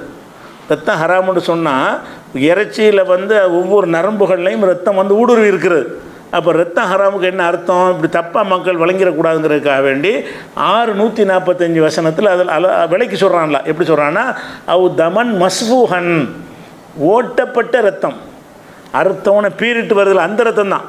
இறைச்சிக்குள்ளேயே தங்கி இருக்கிற ரத்தம் இல்லைன்னு காட்டுறதுக்காக என்ன செய்யறான், ரத்தம்னு 3 இடத்துல சொல்லிவிட்டு ஒரு இடத்தில் அந்த ரத்தத்தை விலைக்கு சொல்லிடுறான்ல. விலைக்கு சொல்கிற வசனம் 645 வசனத்தில் நல்லா என்ன சொல்கிறான்னு கேட்டால், அவு தமன் மஸ்பூஹன்னா அது ஓட்டப்பட்ட ரத்தம், அறுத்தவனை பீறிட்டு வருதில்ல அந்த ரத்தம் தான் உங்களுக்கு ஹராம். அப்போ ஆட்டை அறுத்துறீங்க, கழுத்தோடைய நரம்புல எல்லாம் வந்துருச்சு. வந்ததுக்கு பிறகு அந்த இறைச்சியில் ரத்தம் இருக்குமானால் அப்படி வெள்ளை கலர் வர்றாரோ கழுவணும்னா தேவை கிடையாது. திருப்பி கழுவ ரத்த கலர் வந்துக்கிட்டே இருக்குன்னு சொல்லி அதுக்காக வேண்டி குடமாக தண்ணியை ஊற்றி கழுவ தேவையே இல்லை. அது அப்படி ரத்த கலராக இருந்தாலும் நீங்கள் சமைக்கலாம். அது வந்து ஹராம் கிடையாது. எது ஹராமுன்னு கேட்டால், ஓட்டப்பட்ட ரத்தம் தான் ஹராமு. ரத்தம் ஹராமுன்னு பொதுவாக சொல்லிட்டாலும் ஓட்டப்பட்ட ரத்தம்னு ஒரு இடத்தில் தெளிவுபடுத்திட்ட காரணத்தினால அந்த ரத்தம் வந்து இறைச்சியில் ஒட்டி கொண்டிருக்கிற, அது மீனில் கூட ரத்தம் இருக்கும், அறுத்தா கூட சகப்பாலாம் வரும்ல, அதெல்லாம் ஓடக்கூடிய ரத்தம் கிடையாது. ஓடக்கூடிய ரத்தம் ஓட்டப்பட்ட ரத்தமாக இருந்தால் மட்டும்தான் ஹராமு. அது இல்லாத ரத்தங்கள் சதையில் கொஞ்சம் ஒட்டி இருக்கும் என்று சொன்னால் அதெல்லாம் பெரிய அளவு கிடையாது. சின்ன இறைச்சியோடைய அளவோட கம்பேர் பண்ணும்போது ஒரு 0.5% கூட வராது. 99.5% இறைச்சியாக இருக்கும், ஒரு 0.5% ரத்தமாக இருக்கும். அந்த கலராக இருக்கிறதுனால நிறைய கொஞ்சோண்டு துரிய போட்டால் ஒரு பானையே சிவப்பாக்கிடலாம்ல, அதனால உங்களுக்கு சிவப்பாக தெரியுது. சிவப்புங்கிற நிறத்தை வந்து என்ன செய்யலாம், நீங்கள் ஒரு டன்னில் ஒரு டன் தண்ணீரில் கூட ஒரு துளி கலரை போட்டால் எல்லாம் அந்த கலர் மாறிக்கணும். அதை வச்சுக்கிட்டு ரொம்ப நினச்சிருவீங்க. அவ்வளோலாம் கிடையாது. சும்மா அங்கங்கே லேசாக ஒட்டிக்கிட்டு இருக்கிறது தான் அந்த ரத்தமாக வருது. அது தப்பு கிடையாது. இது வந்து ஃபஸ்ட்டு விளங்குற ரத்தத்துக்கு. 2வது வந்து அந்த ரத்தம் ஹராம்ங்கிறதுல வந்து இன்னொரு விஷயம் இருக்குது. அதாவது நம்ம ஆடு மாடுகள் அறுக்கும்போது அதில் இந்த கல்லீரல்னு வருதுல்ல, அதுவே இரத்த கட்டின்னு சொல்லி ரசூல்லா சொல்கிறாங்க. அது ஒரு ரத்தம் தான். அது இருந்தால் அது உங்களுக்கு ஹராம் இல்லை. அதை தவிர 2 ரத்தங்கள் உங்களுக்கு ஹலாலாக்கப்பட்டிருக்குங்கிறாங்க. 2 மைத்துகள் மைத்தத்து ஹலாலாக்கப்பட்டிருக்கிற மாதிரி ஒஹில்லத்துலனா மைத்தத்தானி 2 மையத்துகள் உங்களுக்கு ஹலால். 2 மையத்து எது, ஒன்று மீன், இன்னொன்று வெட்டுக்கிளி, அதை ஏற்கனவே விளக்கிட்டோம். தமானி 2 இரத்தங்கள் உங்களுக்கு ஹலால் இருக்கிறது. அந்த 2 என்னன்னு கேட்டால், அல் கபிது ஒத்திஹாலு, கபிதுன்னா அந்த கல்லீரல் பல்குத்தின்னு சொல்கிறாங்கல்ல, இந்த 2ஐயும் ரசூல்லா வந்து ரத்தம்ங்கிறாங்க. அது ரத்தத்தினுடைய ஒரு அழுத்தப்பட்ட பகுதின்னு அந்த காலத்தில் நம்பி இருக்கிறாங்க. ரசூல்லா அதை சொல்கிறாங்க. அதை நீங்கள் ரத்தம்னு எடுத்துக்கிற வேணாம், அது உங்களுக்கு ஹலாலு. ரத்தம் மாதிரி ரத்த கட்டி மாதிரி உள்ளே இருந்தால் கூட அது வந்து இறைச்சியில் சேர்ந்துடும், அது ஓட்டப்பட்ட ரத்தத்தில் வராதுன்னு அதை இதில் கொடுத்துட்டாங்க. அடுத்தது வந்து என்னென்னு கேட்டால், இந்த ரத்தத்தை ஹராமாக்குனதுக்கு நமக்கு மார்க்கத்தில் காரணம் சொல்லலை. நமக்கு எதுக்கு ரத்தத்தெல்லாம் ஹராமாக்கினா, எந்த ஒரு ஹராமுக்கும் உங்களுக்கு காரணமே சொல்ல கிடையாது. இந்த உணவுகளில் ஹராமாக்குனதுக்கு இதை சாப்பிட்டால் இன்னென்ன கேடு வரும் அப்படிங்கிறதுலாம் கிடையாது, சொல்லப்படவே கிடையாது. சில விஷயங்களெல்லாம் ஹராமாக்கியிருப்பான், அது கேடு தராமல் கூட இருக்கும். கேடு தராத விஷயங்களையும் எல்லாம் ஹராமாக்குவான். எதுக்காக நீ ஆக்குவான்னு கேட்டால், நான் ஒரு எஜமான், நான் அனுமதிச்சது நீ சாப்பிடு, நான் அனுமதிக்காத சாப்பிடாத அப்படின்னு தன்னுடைய பவரை காட்டுறதுக்காக வேண்டி எல்லாம் என்ன செய்வான், நிறைய ஹராமாக ஆக்கியிருப்பான். அதுக்கு உதாரணம் சொல்வதாக இருந்தால் நேற்று கூட எடுத்து காட்டியிருக்கிறோம். யூதர்களுக்கு என்ன செஞ்சான், அல்லாஹ் வந்து கொழுப்புகளே ஹராமாக்கினான். அது கேடு தரும் என்பதற்கு ஹராமாக்கியிருந்தால் நமக்கு ஹராமாக்கியிருப்பான்ல. யூதர்களுக்கு ஆடு மாடு எதை சாப்பிட்டாலும் சரி அதில் உள்ள கொழுப்புகளை கழிச்சிட்டு தான் சாப்பிடணும்னு அவங்களுக்கு கட்டளையிட்டு இருந்தான்ல. அது மாதிரி அந்த அந்த ஆடு மாடு மிருகங்கள் அறுத்தாங்கன்னு சொன்னால் பின்பகுதி அவங்களுக்கு ஹலால் கிடையாது. ஆடு மாடு எடுத்தாங்கன்னா முன்பகுதி வரைக்கும் தான். அந்த தொடப்பகுதி இருக்கும்ல, மர்ம உறுப்புலாம் இருக்கிற அந்த பகுதி பூரா அவங்களுக்கு ஹராம். யாருக்கு? யூதர்களுக்கு ஹராமாக்கப்பட்டிருந்துச்சு. ஆனால் நமக்கு ஹராம், அது நமக்கு ஹராம் இல்லை. அப்போ கெடுதிங்கிறதுக்காக இருந்தால் எல்லாருக்கும் ஒரே மாதிரி முடிவு எடுப்பாங்க. கேடு செய்கிறதுக்காக ஹராமாக்கப்பட்டிருந்தா அவனுக்கு தானே கேடு செய்யக்கூடாது, நமக்கு தானே கேடு செய்யக்கூடாது. அவனுக்கு ஹராமாக்கின ஒன்றை நமக்கு எல்லாம் ஹலாலாம் ஆக்கியிருக்கிறான். அதனால் இந்த ஹராம் ஹலாலில் ஃபஸ்ட்டு விளங்குற விஷயம் என்னென்னு கேட்டால், ஒரு விஞ்ஞானிகள்லாம் கூடி ஆராய்ச்சி பண்ணி ரத்தத்தில் ஒரு கேடும் கிடையாதுன்னு சொல்கிறான்னு வைங்க, சொல்லிட்டு போகிறான். எங்களை படைத்தவன் எவன் இந்த உயிருக்கு சொந்த காரணம், அந்த இறைவன் இதை சாப்பிடக்கூடாதுன்னு சொல்லியிருக்கிறான். இறைவனுக்கு கட்டளை கட்டுப்பட்டு நாங்கள் சாப்பிடலாம். அப்போ தான் சவாபான காரியமாக வரும். இபாதத்தில் அப்போ தானே வரும், வணக்கத்தில் அப்போ தானே வரும். அதனால் இந்த ரத்தம் வந்து ஹராமுங்கிறதுக்கு காரணத்தை மார்க்கத்தில் சொல்லப்படலை. ஆனால் விஞ்ஞானிகள் என்ன சொல்கிறாங்கன்னா, ரத்தத்தில் கேடுன்னு இப்போ சொல்கிறாங்க. இவன் சொன்னதுனால மாற்றி சொன்னாலும் நமக்கு பிரச்சனை கிடையாது, கூடுதல் தகவல் தான் இது. ரத்தத்தில் என்னென்னா வரும்னு சொல்கிறான்னு கேட்டால், ரத்தத்தில் வந்து பாக்டீரியா வைரஸ் நிறைய இருக்குது அப்படிங்கிறனால ரத்தத்தை சாப்பிடக்கூடாங்கிறான். அந்த ரத்தத்தை சாப்பிடக்கூடாங்கிறதுக்கு முக்கியமாக என்ன சொல்கிறான்னு கேட்டால், ஹெச்பிவி என்கிற ஒரு வைரஸு, ஹெச்சிவி அப்படிங்கிற 2 விதமான வைரஸுகள் வந்து இரத்தத்தில் உள்ளது. அது ஒரு வைரஸ், ஒரு கிருமி. எந்த ரத்தத்தை எடுத்துக்கொண்டாலும் சரி, அதில் ஹெச்பிவி என்ற ஒரு வைரஸும் ஹெச்சிவி என்ற இது வந்து மெடிக்கல் ரீதி நீங்கள் நெட்டில் தேடி இது அர்த்தம் தெரிஞ்சுக்கிறங்க அதுனா என்னங்கிறத. இப்படி 2 விதமான வைரஸுகள் இருக்கிறது. இந்த வைரஸுடைய வேலை என்னன்னு கேட்டால், கல்லீரலை வந்து என்ன செஞ்சிடும், டேமேஜ் பண்ணிடும். கல்லீரல் அந்த கல்லீரலுங்கிறது மனிதன எல்லா உறுப்புகளும் செயல்படுவதற்கு உரிய முக்கியமான இதய மாதிரி ஒரு பாற்றது. அப்போ அந்த கல்லீரலை அது சேதப்படுத்தி விடும் என்று விஞ்ஞானிகள் ரத்தம் சாப்பிடுவது வந்து கல்லீரலை பாதிக்கிற ஒரு விஷயம் அதில் இருக்கிறது. இந்த ஹெச்பிவிங்கிற ஒரு வைரஸும் இருக்கிறது, ஹெச்சிவிங்கிற வைரஸும் இருக்கிறதுங்கிற ஒன்று இருக்குது. அதே மாதிரி வந்து இரத்தத்தில் வந்து மற்ற எல்லாத்துலேயும் இருப்பதை விட அதிகமான அயன், இரும்பு சத்து இருக்குது. இரத்தத்தில் வந்து அதிக அளவுக்கு அதிகமான இரும்பு இருக்கிறது. இந்த இரும்பு சத்தை பொறுத்த வரைக்கும் அதில் என்னன்னு கேட்டால், எந்த உணவில் இரும்பு சத்து இருந்தாலும் அந்த நம்ம உடல் என்ன செய்யும்னா அனைத்து இரும்பு சத்தையும் எடுத்துக்கிறாது. நமக்கு தேவையான இரும்பு சத்தை எடுத்துகிட்டு மற்றெல்லாம் கழிச்சு விட்டுரும். அது கழிவுல மலத்தில் அதில் வெளியே வந்துடும். இரும்பு சத்துள்ள உணவுகள் நீங்கள் சாப்பிட்டீங்கன்னு சொன்னால் எல்லா இரும்பு சத்தை இது எடுத்துச்சின்னு வைங்க, அது இரும்பு சத்தை சேமிக்கக்கூடியதுங்கிற ஒரு தன்மையில் பெரிய பாதிப்பை ஏற்படுத்திடும் உடம்புல. இரும்பு சத்துகள் வந்து தேவைக்கு தான் இருக்கணும். ஆனால் இதில் என்ன தாறுமாறாக இருக்குங்கிறான். ரத்தத்தில் என்ன இருக்குது, அயன் ரொம்ப அளவுக்கு அதிகமாக இருக்குது. இதெல்லாம் என்ன செய்யணும்னு கேட்டால், அதிகமாக அந்த இரும்பு சத்து அதிகமான ரத்தத்தை சாப்பிடும் பொழுது நம்ம உடம்புல என்ன செய்யணும்னு கேட்டால், இரும்பை சேமிக்கிற நோயின்னு ஒரு நோய் இருக்குதான். அந்த நோய் இல்லாதவர்களுக்கு வந்து இரும்பு சத்து உணவை சாப்பிட்டீங்கன்னு சொன்னால், தேவையான இரும்பை எடுத்துக்கொண்டு 1 கிராம் இரும்பை எடுத்துக்கொண்டு 99 கிராம் வெளியே தள்ளிடும். பொதுவாக எல்லா மனிதனுடைய உடலும் இந்த இரும்பை சேமிக்கிற நோயின்னு ஒரு நோய் இருக்குது. அந்த நோய் இந்த ரத்தத்தை சாப்பிட்றவர்களுக்கு நிறைய சாப்பிட்றாங்க, நிறைய அயன் வருதா, உடம்பை என்ன ஆயிரும்னு கேட்டால், இந்த ரத்தத்தை நம்ம சேமித்து வச்சுக்கிறோன்னு அப்படிங்கிற இந்த இரும்பு சத்தை சேமித்து வச்சுக்கிறோம்னு அதிகப்படியான இரும்பு சேமிக்கப்பட்டுச்சுன்னு சொன்னால் அது எல்லா உறுப்புகள்லையும் நுழைந்து எல்லாத்தினுடைய செயல்பாட்டையும் பாதிக்கும். இரும்பு சத்து சேமிக்கப்படக்கூடாது. தேவைக்கு எடுத்துக்கொண்டு ஒரு இடத்துக்கு அதை சப்ளை பண்ணிவிட்டு மீதி உள்ளதெல்லாம் வெளியே கழிவில் வந்துடணும்.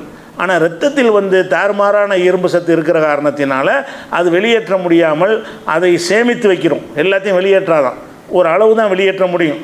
அந்த ஒரு அளவுக்கு மேலே அதிகமான இரும்பு சத்து கொடுக்கும்பொழுது என்னவாகும்னு கேட்டால், வெளியேற்றப்படாமல் உடம்புலே சேமிக்கக்கூடிய நிலை வந்துடும். அப்படி வந்துருச்சின்னு சொன்னால் அதிகமான இரும்பு சத்து சேமிக்கப்பட்டு அந்த சேமித்த சத்தை என்ன செய்யும், சப்ளை தானே செய்யும். உடம்புல ஒரு சத்து, எந்த சத்து சேமிக்கப்பட்டாலும் அதை பரவலாக எல்லா பக்கத்தும் கொண்டு போயிடும். அது எந்த ஒரு சத்து, நீங்கள் ஒரு இன்சுலின் ஊசி போடுறீங்கன்னா அது அங்கனுக்குள்ளே வச்சுக்கிறாது. அந்த இன்சுலினை எல்லா பக்கமும் கொண்டு போய் கடத்தி அதை வந்து அந்த சர்க்கரையை குறைக்கிறதுக்காக வேண்டி என்ன செய்யுது, வினை புரிய ஆரம்பிச்சிடும். அந்த மாதிரி வந்து ரத்தத்தில் அதிகப்படியான இரும்பு ஏற்படும்னு சொல்கிறான், ரத்தத்தை சாப்பிட்றதுனால கேடுன்னு சொல்கிறாங்க. அதே மாதிரி இதனால் என்னென்னா இதயம் கணையம் இதெல்லாம் வந்து பாதிப்பு ஏற்பட்டுரும். அது மாதிரி வந்து அது போக என்னென்றால், இதில் வந்து ரத்தத்தில் வந்து புரதமும் ரொம்ப அதிகமாக இருக்குது, புரதச்சத்து ரொம்ப இருக்குது. அது எந்த அளவுக்கு இருக்குது என்றால், மனிதனுடைய குடல் சேமிக்க முடியாத, ஜீரணிக்க முடியாத அளவுக்கு இருக்குது. எவ்வளோ புரதம் இருந்தாலும் நம்ம உடம்பு ஜீரணிக்கணும்ல, ஜீரணிக்கிற அளவை தாண்டி இருந்துச்சுன்னு சொன்னால் இவ்வளவு தான் ஜீரணிக்க முடியும்னு ஒரு கணக்கில் தான் இந்த புரத உணவுகள் நம்ம எடுத்துக்கொள்ள முடியும். சில ஆட்களுக்கு புரத உணவெல்லாம் தவிர்க்க சொல்லுவாங்க. புரதங்களை என்ன செஞ்சுக்கிறங்க, குறைச்சிக்கிறங்க. உதாரணமாக கிட்னி ஃபெயிலியரான ஆட்களுக்கு, அந்த டேஞ்சரான ஆட்களுக்கு புரதத்தை எல்லாம் கம்மி பண்ணிக்கிறங்க என்று புரத உணவை கம்மி பண்ண சொல்லுவாங்க. ஏன்னா புரதத்தை வந்து சேமிக்கிறதுக்கான சக்தி அவர்களுக்கு குறைந்திருக்கும். அப்போ இந்த ரத்தம் என்ன செய்யும்னு கேட்டால், அதிகமான புரதம் சேர்ந்துருக்குது. ரொம்ப புரதம் அதில் சேர்ந்துருக்கும் பொழுது அதை ஜீரணித்து அதை வேண்டியதை எடுத்துக்கொண்டு வேண்டாத கழிக்கக்கூடிய வேலையை செய்யணும்ல உடம்பு, அது செய்யாது. அதிகப்படியான புரதம் வந்து ஜீரணிப்பது கடினமாக்கிறோம், இது வயிற்று பிரச்சனை ஏற்படுத்தும் என்று விஞ்ஞானிகள் இப்போ கண்டுபிடிச்சி நல்லது இல்லைங்கிறாங்க. நீங்கள் எந்த ஒரு விஞ்ஞானிகிட்ட வேண்டாலும் கேட்டு பாருங்கள், ரத்தம் வந்து உணவாக உட்படுவது ஏற்றதான்னு கேட்டிங்கன்னா அதில் சில நன்மைகள் இருக்குதுன்னு சொல்கிறாங்க, தீமை தான் ஜாஸ்தி இருக்குங்கிறாங்க. ரத்தத்தில் என்ன இருக்குது, அதில் சில சத்துக்கள்லாம் நிறைய இருக்கத்தான் செய்கிறது அப்படின்னு சொல்கிறான். என்ன தான் சத்து இருந்தாலும் அதில் வந்து நமக்கு கேடு தான் அதிகமாக இருக்குது அப்படிங்கிறத என்ன செய்கிறாங்கன்னா ஒரு விஷயத்தை சொல்கிறாங்க. இந்த ஒரு காரணத்தினால நம்ம ரத்தத்தை தவிர்த்துக்கொள்ளணும். இது சொல்லப்படாட்டாலும் நம்ம தவிர்க்கணும். இந்த விஞ்ஞானிகள் இதை ஆய்வு செஞ்சு இந்த கேடு இருக்குதுன்னு இப்போ நமக்கு இந்த அறுத்து சாப்பிட்றோம்ல, அதனுடைய அர்த்தம் நமக்கு நல்லா விளங்குது. அறுத்து சாப்பிட்ற ரத்தனை வெளியேற்றணும், அது ரத்தத்தை நல்லா ஹராமாக்குறான். நம்ம அந்த உணவை சாப்பிடும்பொழுது அந்த ரத்தத்தை வெளியேற்றுன்னு வேறு சொல்கிறான். அந்த வெளியேற்றி தான் நம்ம சாப்பிட்றோம். ஹலால் ஆக்கும் பொழுது ரெண்டு விஷயம் நடக்குது. ரத்தமும் அந்த தானாக செத்து போனதுக்கு மத்தியில் பெரிய உறவு இருக்குது. அது நீ அறுக்கப்படாமல் செத்துச்சின்னு சொன்னால் ரத்தம் அதுக்குள்ளே இருக்கும். நீங்கள் ரத்தம் அறுத்து வச்ச ரத்தத்தை பொறிச்சு சாப்பிட்றது ஒன்று தான், அந்த பிராணிகளில் இருக்கிற ரத்தத்தை சாப்பிட்றது ஒன்று தான். விதிவிலக்காக சில நேரத்தில் அனுமதிக்கப்பட்டது அவங்களோட உணவு தேவைக்காக வேண்டி. அவ்வளோ நல்லது இல்லை, வேட்டையாடுறாங்கல்ல, அவங்களுக்கு விதிவிலக்காக வேட்டையாடணும். செத்து போச்சுன்னு வைங்க, செத்து போனால் உடம்புல உள்ள ரத்தம் அதிலே தான் உறைஞ்சி போயிடும். நீங்கள் ஒரு பிராணியை வந்து கழுத்தை நினச்சி கொண்டுட்டீங்கன்னு சொன்னால் அந்த உடம்புல பூரா இருந்த ரத்தம் என்ன செய்யும், உறைஞ்சிரும். உறைஞ்சி எல்லா பகுதியிலையும் சேமிக்கப்பட்டிருக்கும். நீங்கள் இறைச்சியாக சாப்பிடும்போது ரத்தத்தையும் சேர்த்து சாப்பிட்றீங்கன்னு வந்துடும். அதனாலையும் கேடு இருக்குது. ரத்தத்தை தனியாக பிரித்து எடுத்து சாப்பிட்டாலும் கேடு இருக்குது. அப்போ ரத்தத்தை வந்து அல்லாஹ் வந்து ஹராமாக ஆக்குறான். மற்ற பிராணிகளை சாப்பிடுவதற்கு ரத்தம் வெளியேறணுங்கிறத சர்த்தாவும் ஆக்குறான். ரத்தத்தை வெளியேற்றினா தான் மைத்தத்துங்கிறது, இல்லாட்டி மைத்தத்தில் வந்துடும், அது செத்ததில் வந்துடும். நீங்கள் ரத்தத்தோடு சாப்பிட்றக்கூடாதுங்கிறத ரெண்டும் ஒன்றோட ஒன்று தொடர்புடையது. அது தானாக செத்ததும் ஹராமு, ரத்தமும் ஹராமு என்பது ஒன்றுக்கு ஒன்று தொடர்புடையதாக இருக்கிறது என்பது விளங்கிக்கணும். இது ஒரு விஷயம். அடுத்ததாக இது கூடுதல் விவரம் தேவையில்லை. அதே நேரத்தில் இரத்த தானம் இதெல்லாம் நம்ம செய்கிறோம்ல, இதெல்லாம் நிர்பந்தத்துக்கு செய்கிறோன்னு தனி தலைப்பு இருக்குது. நிர்பந்தமான நிலையில் இந்த ஹராமானதை எந்த அளவுக்கு பயன்படுத்திக்கலாம். மருத்துவத்துக்கு இந்த ஆல்கஹாலு சில விஷயங்கள்லாம் இருக்குது, அதெல்லாம் மருத்துவத்துக்கு எந்த அளவுக்கு பயன்படுத்தலாங்கிறது தனியாக அதை நம்ம இதில் தொடர்பில் கொண்டு வருவோம். அதுக்கடுத்து என்னென்னு கேட்டால் மூணாவது விஷயம் எல்லாம் சொல்லி காட்டுறான். வலஹமுல் ஹன்சீர், இதே வசனத்தில் எல்லாமே இந்த 4 வசனத்தில் தான். 273, 53, 645, 16, 115 இந்த வசனத்தில் அல்ல என்ன செய்கிறான்னா, பன்றியுடைய மாமிசம் உங்களுக்கு ஹராம், வலஹமுல் ஹன்சீர். இந்த 4 வசனத்தில் இந்த வாசகம் இருக்குது. உங்களுக்கு ஹராமாக்கப்பட்டிருக்கிறது, பன்றியுடைய இறைச்சி ஹராமாக்கப்பட்டிருக்கிறது அப்படின்னு அந்த வசனம் இருக்குது. அப்போ மூணாவது வந்து பன்றி, ஒரு பொருளுடைய பெயரை சொல்லி அல்லாஹ் தடுத்திருக்கிறான் என்று சொன்னால் பன்றியை தான் தடுத்திருக்கிறான். விளங்குதா? நாயை கூட பேரை சொல்லி குரானில் என்ன செய்யலை, தடுக்கப்படலை. தடுக்கப்பட்டு பேரை சொல்லி ஹராமாக்குனது என்றால் பன்றி மட்டும்தான். இந்த பன்றியை பொறுத்த வரைக்கும் இது இஸ்லாத்தில் மாத்திரம் தடுக்கப்பட்டது கிடையாது. முந்தைய வேதங்களில் வேதத்தை அடிப்படையாக வைத்த எல்லா மதங்களிலும் பன்றியை பற்றி சாப்பிடுவது நல்லதுன்னு சொல்லப்பட்டிருக்கிறது. நமக்கு சொன்னப்பட்ட மாதிரி தான் மார்க்க சட்டப்படி நீங்கள் பார்த்தீங்கன்னா யூதர்களும் பன்றியை சாப்பிடக்கூடாது, கிறிஸ்தவர்களும் பன்றியை சாப்பிடக்கூடாது. பன்றி இப்போ யாராவது சாப்பிடுவாங்கன்னு சொன்னால் அந்த வேதத்துக்கு எதிராக தான் சாப்பிட்றாங்க. இப்போ கிறிஸ்தவ மக்கள் பன்றியெல்லாம் சாப்பிட்றாங்கன்னு சொன்னாலும் அவங்க வேதப்படி சாப்பிடலாமன்னா சாப்பிடக்கூடாது. யூதர்களும் சாப்பிடக்கூடாது. யூதர்கள் இது பேண்டுறாங்க. யூதர்கள் என்ன செய்ய மாட்டாங்க, பன்றியை சாப்பிட மாட்டாங்க. இன்றைக்கி வரைக்கும் என்ன செய்ய மாட்டாங்க, நம்ம எப்படி பன்றியை சாப்பிட மாட்டோமோ அந்த மாதிரி யூதர்கள் பன்றியை சாப்பிட மாட்டாங்க. அவங்க அந்த வேதத்தில் உள்ளதை கடைப்பிடிக்கிறாங்க. ஆனால் இவங்களும் ஏற்றிருக்கக்கூடிய கிறிஸ்தவர்களும் ஏற்றிருக்கக்கூடிய வேதத்தில் தான் அந்த விஷயம் இருக்குது. ஆனால் அதை வேதத்தில் படிக்கிறாங்க, அதை மீறி என்ன செய்கிறாங்க, பன்றியை சாப்பிட்றாங்க. உதாரணம் பைபிள் எடுத்துக்கிட்டிங்கன்னு சொன்னால் ஒரு தகவலுக்காக வேண்டி லேவியர் ஆகமம்னு ஒரு ஆகமம் இருக்குது. அதாவது லேவியர் ஆகம்னா மூசா நபிக்கு அருளப்பட்ட தௌராத்துன்னு அவங்க சொல்கிறாங்க. நம்மள்கிட்ட அப்படி சொல்லுவாங்க, தோராம்பாங்க. தௌராத்துடைய 5 ஆகமத்தை தௌராத்தும்பாங்க. அதில் லேவியர் ஆகமும் ஒரு ஆகமம். அதில் என்ன வருதுன்னா 7வது 8வது வசனத்தில் வருகிறது, பன்றியின் குழம்பு, பன்றியுடைய குழம்புன்னா அந்த காலில் உள்ள குழம்பு இருக்கும்ல, அது வந்து விரிகுழம்பும் 2ஆக பிளந்ததும். அவங்க பைபிள் சட்ட பிரகாரம் அந்த கால் குழம்பு 2ஆக பிரிக்கப்பட்டிருக்கும். சில குழம்புகள் வந்து ரவுண்டாக முழுசாக இருக்கும், சில பிராணிகளுடைய குழம்புகள் வந்து ரெட்டையாக அறுக்கப்பட்ட மாதிரி இருக்கும். இப்படி இருக்கும் கால் குழம்பு. ஆட்டுக்கெல்லாம் எடுத்திங்கன்னா ரெண்டாக பிளக்கப்பட்ட மாதிரி இருக்கும். குதிரைக்கெல்லாம் எடுத்திங்கன்னா ஒரே இதாக தான் இருக்குது, ரவுண்டாக இருக்குது அந்த பாதம். அந்த பாதங்கள் வந்து எதுக்கு ரெண்டாக பிளக்கப்பட்டிருக்கிறதோ அதை சாப்பிடலாம், ரெண்டாக பிளக்கப்பட்டாட்டி சாப்பிடக்கூடாதுன்னு பைபிளில் இருக்குது. அதில் வந்து அந்த பன்றி வந்து ரெண்டாக பிளக்கப்பட்டு இருந்தாலும் அது பிரத்யேகமாக தடையினால் வருது. எப்படி வருது? பன்றியுடைய குழம்பு விரிகுழம்பும்னா அந்த இந்த ரெண்டாக பிரிக்கிறது தான். இரண்டாக பிரிந்ததுமாக இருந்தும் அது அசை போடாது, அது உங்களுக்கு அசுத்தமாக இருக்கும். லேவியராகமத்தில் பைபிளில் வருது, அசுத்தமாக இருக்கும். இவைகளின் மாமிசத்தை புசிக்கவும் இவைகளின் உடல்களை தொடவும் வேண்டாம். இவைகள் உங்களுக்கு தீட்டாக இருக்க கிடையாது, தொடக்கூட கூடாதுன்னு இருக்குது. பைபிள் என்ன இருக்கிறது? நீங்கள் பன்றியுடைய மாமிசத்தை சாப்பிடவும் கூடாது, பன்றியை தொடவும் கூடாது அப்படின்னு இருக்குது. ஆனால் எல்லா கிறிஸ்தவரும் என்ன செய்கிறாங்க? பன்றியை வந்து உணவாக கொள்வதை கொள்கையாக வச்சுருக்கிறாங்க. அவங்க மதப்படி செய்யக்கூடாது. லேவியராகமத்தில் அப்படி இருக்குது. அதே மாதிரி வந்து உபாகமம், அது உபாகமும் அந்த தோராவில் 5 ஆகமத்தில் அது ஒரு ஆகமம் தான், தௌராத்துங்கிறாங்கல்ல, அதில் உள்ளதாக சொல்லப்பட்டிருக்கிறது. பன்றியும் புசிக்கத்தகாது. அதாவது உபாகமத்தில் 14வது அதிகாரத்தில் 8வது வசனத்தில் வருகிறது, பன்றியும் புசிக்கத்தகாது, அது விரிகுழம்புள்ளதாக இருந்தும் அசை போடாது இருக்கும், அது உங்களுக்கு அசுத்தமாக இருப்பதாக. இவைகளின் மாமிசத்தை புசியாமலும் இவைகளின் உடலை தொடாமலும் இருப்பீர்களாக. அப்போ அந்த உபாகமத்திலையும் சொல்லப்பட்டிருக்கு, பன்றியை வந்து சாப்பிடவே கூடாது, அந்த கால் வந்து விரிகுழம்பு இருந்தால் கூட இதுக்கு மட்டும் தனி சட்டம், இதை நீங்கள் சாப்பிடவே கூடாது அப்படின்னு சொல்லிட்டு அதில் சொல்லப்பட்டிருக்கு. உபாகமத்தில் வருகிறது ஹராம்னு சொல்லி. அதே மாதிரி வந்து ஏசாயாங்கிறவர் வந்து மூசா நபியுடைய சீடர்னு அவங்க நம்ம யூசா நபின்னு நம்ம சொல்லுவோம்ல, அது ஏசாயாம்பாங்க. மூசா நபியுடைய சீடர், அவருக்குரிய வேதமாக பைபிளில் சொல்லப்பட்டிருக்கிறது. அது ஏசாயாவில் என்ன வருதுன்னு கேட்டால், ஏசாயாவில் வந்து 65வது அதிகாரத்தில் 3, 4, 5 இந்த வசனங்களை பாருங்கள், என்ன சொல்லுதுன்னு பாருங்கள்.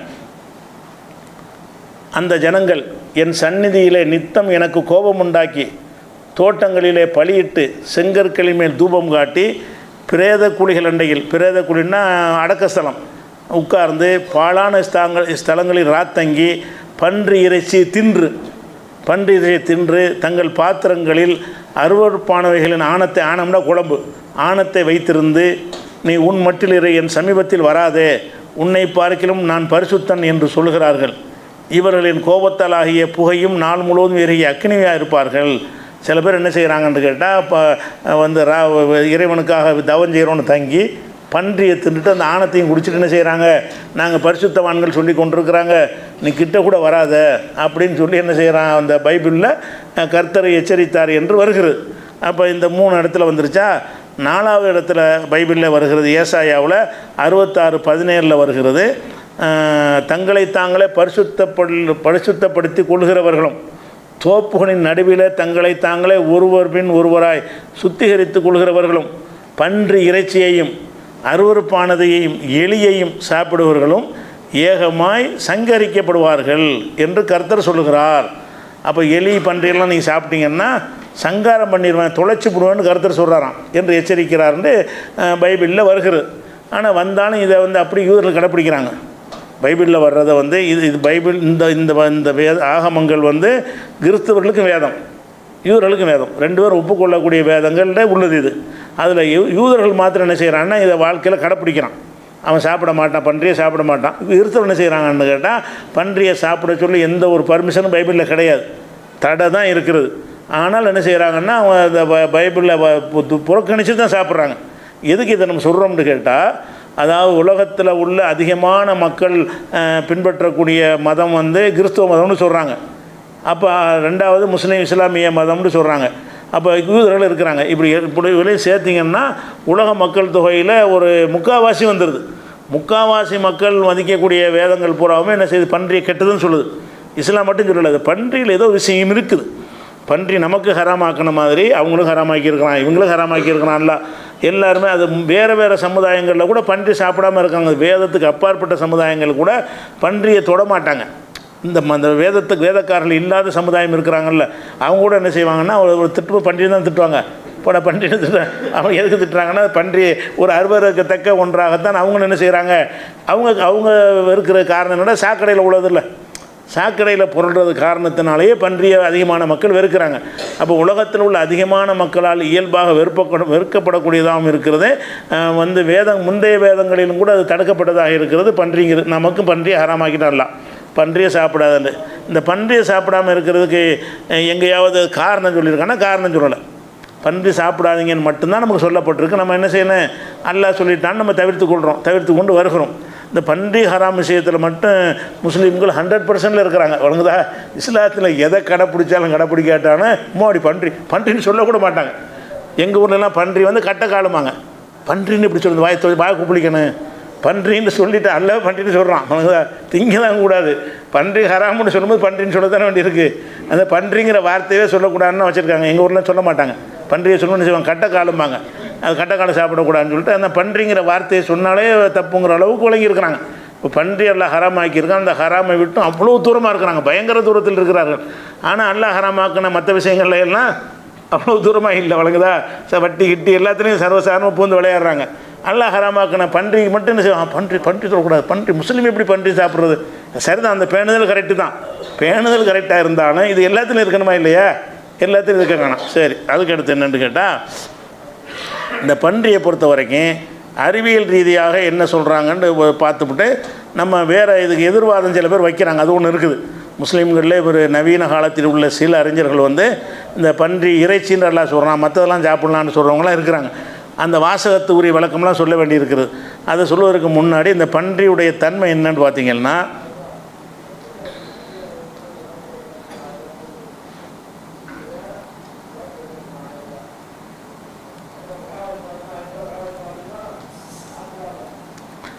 பன்றியில் முக்கியமாக ஒரு விஷயம் என்னென்னு கேட்டால், இப்போ இன்றைக்கி ஆய்வு செய்கிறாங்க. பன்றியில் நம்ம உணவாக மனிதர்கள் இன்றைக்கி உட்கொள்கிறாங்கல்ல, நம்ம உட்கொள்ளாட்டாலும் மனிதர்கள் உட்கொள்கிறாங்கள, அதிகமான மக்கள் பன்றியை உணவாக தானே உட்கொள்கிறாங்க. அந்த கணக்குப்படி பார்த்திங்கன்னா பன்றியில் அதிக கொழுப்பு இருக்குது. பன்றி இறைச்சியில் என்ன இருக்கிறது, கொழுப்புன்னு சொன்னால் ஓவர் எந்தளவு கொழுப்புன்னு கேட்டால் 50-50 கொழுப்பு இருக்குது. 100 கிராம் இறைச்சியை பன்றி இறைச்சி வாங்கி சாப்பிட்டீங்கன்னா 50 கிராம் இறைச்சி 50 கிராம் கொழுப்பு. 1 கிலோ பன்றி இறைச்சியில் 1/2 கிலோ கொழுப்பு இருக்குது. அப்போ அந்த கொழுப்பு இவ்வளோ அதிகமாக இருப்பதை எந்த ஒரு மருத்துவர்களும் ஏற்றுக்கொள்வது கிடையாது. இவ்வளோ கொழுப்பு மனிதனுக்கு ஏற்கத்தக்கது கிடையாது. நமக்கு கம்மியான கொழுப்பு உள்ள ஒரு ஆட்டை கூட என்ன செய்கிறாங்கன்னா சாப்பிட வேணான்னு சொல்கிறாங்க. ஆட்டில் 17 கிராம் தான் கொழுப்பு இருக்குது 100 கிராமில். 17 கிராம் கொழுப்பு இருக்கும் பொழுது ஆட்டரிசி திங்காதீங்கிற டாக்டர். ஆட்டு இறைச்சியில் இருக்கிற 100 கிராமுக்கு 17 கிராம் கொழுப்பு ஆட்டு இறைச்சியில். ஆனால் அது என்ன செய்கிற டாக்டருங்கள்லாம் அதை சாப்பிடாதேங்கிறாங்க. மாட்டு இறைச்சியில் 100 கிராமுக்கு 5 கிராம் தான் கொழுப்பு இருக்குது, ரொம்ப கம்மி. அதை கூட சாப்பிடாதேங்கிறாங்க. யாருக்கு? சில ஆட்களுக்கு ஒரு 40 வயசுக்கு உட்பட்டவங்களும் எல்லாம் சாப்பிட சொல்லி போடுறாங்க. 40 தாண்டிட்டாங்கன்னு சொன்னால் உங்களுக்கு கொலஸ்ட்ரால் ஜாஸ்தியாக போயிடும். அதனால் நீங்கள் என்ன செய்யுங்க, இது இறைச்சியெல்லாம் கொஞ்சம் குறைச்சிக்கிறங்க, வாரத்தில் 1 நாள் எடுத்துக்கிறங்க, ஒரு குறிப்பிட்ட இத்தனை கிராம் எடுத்துக்கிறங்கன்னு சொல்லி மருத்துவர்கள் அதை பரிந்துரை செய்கிற அளவுக்கு உள்ள விஷயமா இருக்குது. இது 17 கிராமுக்கு இவ்வளோ பரிந்துரை, 5 கிராமுக்கு இவ்வளோ கண்டிஷன். ஆனால் 50 கிராம்னா என்னவாகும்? பன்றி 50 கிராம் அளவுக்கு அதில் பாதிக்கு பாதி கொழுப்பு இருக்குமா, ஆனால் அது மனிதனுக்கு சாப்பிட தகுந்தது கிடையாது. அது அதிகமான கொழுப்புகள் வருவது அவனுடைய ஆரோக்கியத்தை பாதிக்குங்கிறது 1வது விஷயமாக சொல்கிறாங்க. இது ஒரு கேடு தானே, அது ஒரு கேடு. 2வது பன்றிக்கு வேர்வே வராது. எல்லா பிராணிகளுக்கும் வேர்வை வரும், மனுஷன் உட்பட. நமக்கு வேர்வை வருது, உடம்பு சூடானவன்னு அந்த சூடு எதை வச்சு அந்த சூடு குறையுதுன்றா வேர்வை வச்சு தான். கடுமையான வேர்வை வரும், வெப்பமாக இருக்குன்னு வைங்களேன். அப்போ உங்களுக்கு வேக்குது. எதனால் வேக்குது? அந்த வேர்வை மூலமாக அந்த வெப்பத்தை தாங்கக்கூடிய அளவுக்கு தோலை குளிர செஞ்சிருது. இல்லாட்டி காஞ்சி போய் அதில் கருவாடை மாதிரி போயிடும் உடம்பு கருவாடு மாதிரி ஏன் ஆவலைன்னு கேட்டால், வெளியே காயப்பட்ட கருவாடை போதில்ல, மனிதன் கருவாடை போகணும்ல, ஏன் போக மாட்டேங்கிறான்னு கேட்டால் அவன்கிட்டருந்து அந்த வேர்வை சுரப்பினால் வேர்வை வெளி அந்த தோள்களை காஞ்சி போகாமல் என்ன செய்கிறது, தடுக்கிறது. நம்ம குடிக்கிற தண்ணி மற்ற உறுப்புகள்லேருந்து வெளிப்படக்கூடிய அந்த தண்ணீர் மூலமாக வேர்வையாக வெளிப்பட்டு நம்ம உடம்பை அந்த குறிப்பிட்ட அளவு வெப்பத்தை தாண்டாமல் பாதுகாத்து கொடுக்குறது. 50 டிகிரி இருந்தாலும் நம்ம உடம்பு 35 டிகிரியில் இருக்கும். ஏன்னா அது அந்த வேர்வையின் மூலமாக அதை குளிர செஞ்சிற ஒரு அளவுக்கு ஏற்பாடு இருக்குது. எல்லாத்துக்கும் இந்த வேர்வை இருக்குது. தோல் போர்த்தப்பட்ட பிராணிகளுக்கு கூட வேர்வை சுரப்பிகள் இருக்குது. ஆனால் பன்றிக்கு வேர்வை வராது. பன்றிக்கு என்ன செய்ய வேர்வை வரலன்னா என்ன அர்த்தம்னு சொன்னால் அதனுடைய வெப்பம் வந்து ரொம்ப வெப்பம் அதிக வெப்பத்தில் உள்ளதாகவே இருக்கும். அதனால தான் ஏதாவது போய் சாக்கடையில் தண்ணியில் பிறண்டுக்கிட்டே இருக்க காரணம் அது. இந்த பன்றி வந்து அந்த வெப்பத்தை குறைப்பதற்காகத்தான் எங்கனக்குள்ளே இருக்கோ நல்ல தண்ணியில் போய் பொருள்றது காரணம் வந்து நம்ம சாக்கடையில் பொருள்ற காரணம் சாக்கடையில் தான் நீங்கள் பொருளை விடுவீங்க. நல்ல தண்ணிலையும் பொருள் அது நல்ல தண்ணி விரட்டி விட்ருவீங்க. அப்போ சாக்கடையில் எவனும் ஒன்றும் சொல்ல மாட்டான்னு சாக்கடையில் போய் என்ன செய்ய விழுந்துக்கிறது விழுங்குதா. அது நீங்கள் நல்ல தண்ணியை குளத்தில் நீங்கள் தடுக்காமல் இருந்தீங்கன்னா அது போய் விழுந்துக்கிறோம். அதுக்கு என்ன செய்யணும், எப்போவுமே தண்ணியிலே இருக்கணும். எப்போவுமே என்ன செய்யணும், தண்ணியில் மிதந்துக்கிட்டு இருந்தால் மாத்திரம்தான் அதில் ஏற்படக்கூடிய அதிகபட்சமான வெப்பம் வந்து குறையும். இல்லைன்னா வேர்வை மூலமாக குறையாது. எல்லா பிராணிகளுக்கும் வேர்வை மூலமாக வெப்பம் குறைகிறது, பன்றிக்கு வேர்வை மூலமாக வெப்பம் குறையாது. வேர்வை சிறப்பு இல்லைங்கிறாங்க. அது ஒரு விஷயத்த இருக்குது. அதே மாதிரி வந்து 29 டிகிரிக்கு மேலே வந்து பன்றிக்கு வெப்பத்தை தாங்க முடியாது. நம்ம 40 டிகிரியும் தாங்கிக்கிறோம்ல, 40-50 டிகிரி வரைக்கும் கூட இப்போ தாங்கிக்கிறாங்க. இப்போ பழைய 50 டிகிரிலாம் வந்துருச்சு. இப்போ சில நாடுகளில் 50 டிகிரி அளவு கூட நம்ம வெப்பத்தை தாங்கிக்கிறோம். 29க்கு மேலே அது தாக்கு பிடிக்காது. அதுக்கு 29 வெப்பம் வந்துருச்சுன்னா உடனே என்ன செஞ்சிடறேன், சாக்கடையில் ஏதாவது தண்ணியில் விழுந்துடும். அப்படி ஒரு அதனால ஒரு கெடுதி வருதுன்னு சொல்கிறாங்க. அது வேறு வச்சிருப்பு இல்லாது. அது வந்து என்ன செய்யுதுன்னு கேட்டால், அதாவது ஒரு ஆய்வு செஞ்சாங்க. இப்போ இதயத்தில் வீக்கம் ஏற்படக்கூடிய, இதயம் வீங்குவதுன்னு ஒரு வியாதி. இதயத்தில் ஹார்ட் அட்டாக் மேலே பல மாதிரி பிரச்சனைகள் இருந்தாலும் இருக்கிற சைஸை விட இதயம் கொஞ்சம் பெருசாகி போயிடுது வீங்கி. இதயம் வீக்கம் ஏற்பட்டுச்சுன்னா என்னவாயிரும்னு கேட்டால், அது வந்து ஃபங்க்ஷனுக்கு சிரமமாக இருக்கும். அந்த கேப் இருந்ததுன்னா நல்லா ஃபங்க்ஷன் ஆகும் இதயம். கொஞ்சம் வீங்கிருச்சுன்னா அது அழுத்தம் கொடுக்குறதுலாம் குறைஞ்சிருமா இல்லையா. வீங்கி போச்சுன்னு சொன்னால் அதுவே கொஞ்சம் அதிகமான இடத்த பிடிச்சிக்கிறோம். காலி இடத்துல இருந்தால் தான் இதயம் வந்து பம்பிங் பண்ண முடியும். இதயத்துக்கு பக்கத்தில் காலி இடம் இருக்கணும். அப்போ தான் அப்படி சுருங்கி விரிய முடியும். அந்த இதயமே வீங்கி போச்சுன்னு சொன்னால் அந்த காலி இடத்துல அது பிடிச்சிக்கிறோம். அப்படின்னா என்ன ஃபங்க்ஷன் சரியாக இருக்காது. அப்போ இந்த மாதிரி கார்டியோ மயோபதி போன்ற அந்த நோய்களுக்கு பேர் சொல்கிறாங்க. அந்த மாதிரி இதயம் வந்து வீக்கம் வந்து பல நாடுகளில் ஆய்வு செய்கிறாங்க. அதாவது மேற்கத்திய ஐரோப்பிய நாடுகளில் வந்து இந்த இதய வீக்கம் உள்ளவங்க 5 மடங்கு அதிகமாக இருக்கிறாங்க. இந்த பன்றி சாப்பிடக்கூடிய நாடுகளில், பன்றி உணவாக சாப்பிடக்கூடிய நாடுகளில் மற்ற நாடுகளில் இருப்பதை விட 5 மடங்கு அதிகமாக இருக்கிறாங்க. பன்றி சாப்பிடாத நாடுகளில் வந்து ஒரு 20 பேருக்கு அந்த இதய வீக்கம் இருந்துச்சின்னு சொன்னால் இங்கே வந்து 100 பேருக்கு இருக்கும். பன்றி சாப்பிடாத நாடுகளில் ஒரு 20% பேருக்கு வந்து அந்த நோய் இருக்குது என்று வைத்து கொண்டீர்களே. ஆனால் அதில் 100 பேர் அந்த மாதிரி நோய் உள்ளவங்களை எடுத்தீங்கன்னு வைங்க, அதில் வந்து 20% பேர் பன்றி சாப்பிடாதவங்கள இருப்பாங்க. 80% பேர் யாராக இருப்பாங்கன்னா அந்த பன்றி சாப்பிட்றவங்கள இருப்பாங்க. அப்போ இதய நோய் வந்து இதய வீக்கம்ங்கிற நோய், இதயத்தில் பல நோய்கள் இருக்குது. இந்த நோய் வந்து நாடாப்புழுனால தான் ஏற்படுது. பன்றியில் ஒரு நாடாப்புழுன்னு ஒன்று இருக்கிறது. அது வந்து எந்த வெப்பத்திலையும் சாவாது. அந்த புழுக்கள் மூலமாகத்தான் இப்படியான பாதிப்பு ஏற்படுதுன்னு இப்போ கண்டறிஞ்சு என்ன செய்கிறாங்க, பன்றி வந்து ஒரு ஆரோக்கியத்துக்கு உரிய உணவு இல்லை அப்படின்னு சொல்கிறாங்க. இவங்க சொன்னாலும் சொல்லாட்டாலும் நமக்கு என்ன இல்லை, அது காரணம் கிடையாது. நமக்கு இறைவன் தடுத்து விட்டான்னு ஹராம். சரியா? அதுதான் அடிப்படையில் விளைவிக்கிறேன். இந்த கண்டுபிடிப்புகள்லாம் நாளைக்கு என்ன செய்வான்னா இதில் பெரிய நன்மை இருக்குன்னு ஒரு தமிழ்நாட்டு விஞ்ஞானிகள் வந்து எதாவது சொல்லுவாங்க. நன்மை தீமை 2வது மேட்ரு. அது கூடுதல் தகவல் தானே தவிர எங்களுக்கு இறைவன் ஹராம் ஆக்கிட்டானுங்கிறது தான் ஃபஸ்ட்டு தகவல். அதை ஒரு அடிப்படையாக வச்சுக்கிறேன். அவர் 3 விஷயமாச்சா. அதான் இன்னமா ஹர்ரமா இலைக்குள் மைத்தத்தை ஒத்தம லஹமல் ஹின்சீர். இந்த இடத்துல அல்லாஹ் என்ன செய்கிறான்னா அந்த பன்றியை சொல்லும்போது பன்றி ஹராம்னு சொல்லாமல் பன்றியின் இறைச்சி ஹராமுங்கிறான். அதாவது ஹின்சீர்னா பன்றி, லஹமுன்னா இறைச்சி. அல்லாஹ் வந்து ஹின்சீர்ன்ற வார்த்தையை போடாமல் அந்த 4 வசனத்தில் தான் பன்றி ஹராம்னு சொல்லப்படுது. பன்றி ஹராம்னு சொல்கிற எல்லா வசனங்களும் என்ன வரும்னு கேட்டால் ஒரு லஹமுல் ஹின்சீர், ஹின்சீருடைய லஹமும் உங்களுக்கு வந்து தடுக்கப்பட்டிருக்கிறது அப்படின்னு சொல்லப்படுது. ஹின்சீருடைய லஹமுன்னா இறைச்சி, லஹமுன்னா இறைச்சி, ஹின்சீர்னா பன்றி. லஹமுல் ஹின்சீர்னா பன்றியுடைய இறைச்சி உங்களுக்கு ஹராமு அப்படின்னு சொல்லப்பட்டிருக்கு. இந்த வார்த்தையை வைத்து கொண்டு என்ன செய்கிறாங்கன்னா நவீன காலத்தில் இந்த எகிப்தில் உள்ள சில அறிஞர்கள் என்ன பண்ணுறாங்கன்னு கேட்டால் பன்றியுடைய இறைச்சி மட்டும்தான் நமக்கு ஹராமு, நல்ல இறைச்சின்னு தானே சொல்கிறான். பன்றி ஹராமுன்னு சொன்னால் அதில் உள்ள கொழுப்பு எல்லாம் ஹராமுன்னு சொல்லிவிடலாம். அல்லாஹ் வந்து என்ன செய்கிறான்னா பன்றியின் இறைச்சின்னு சொல்கிறான்.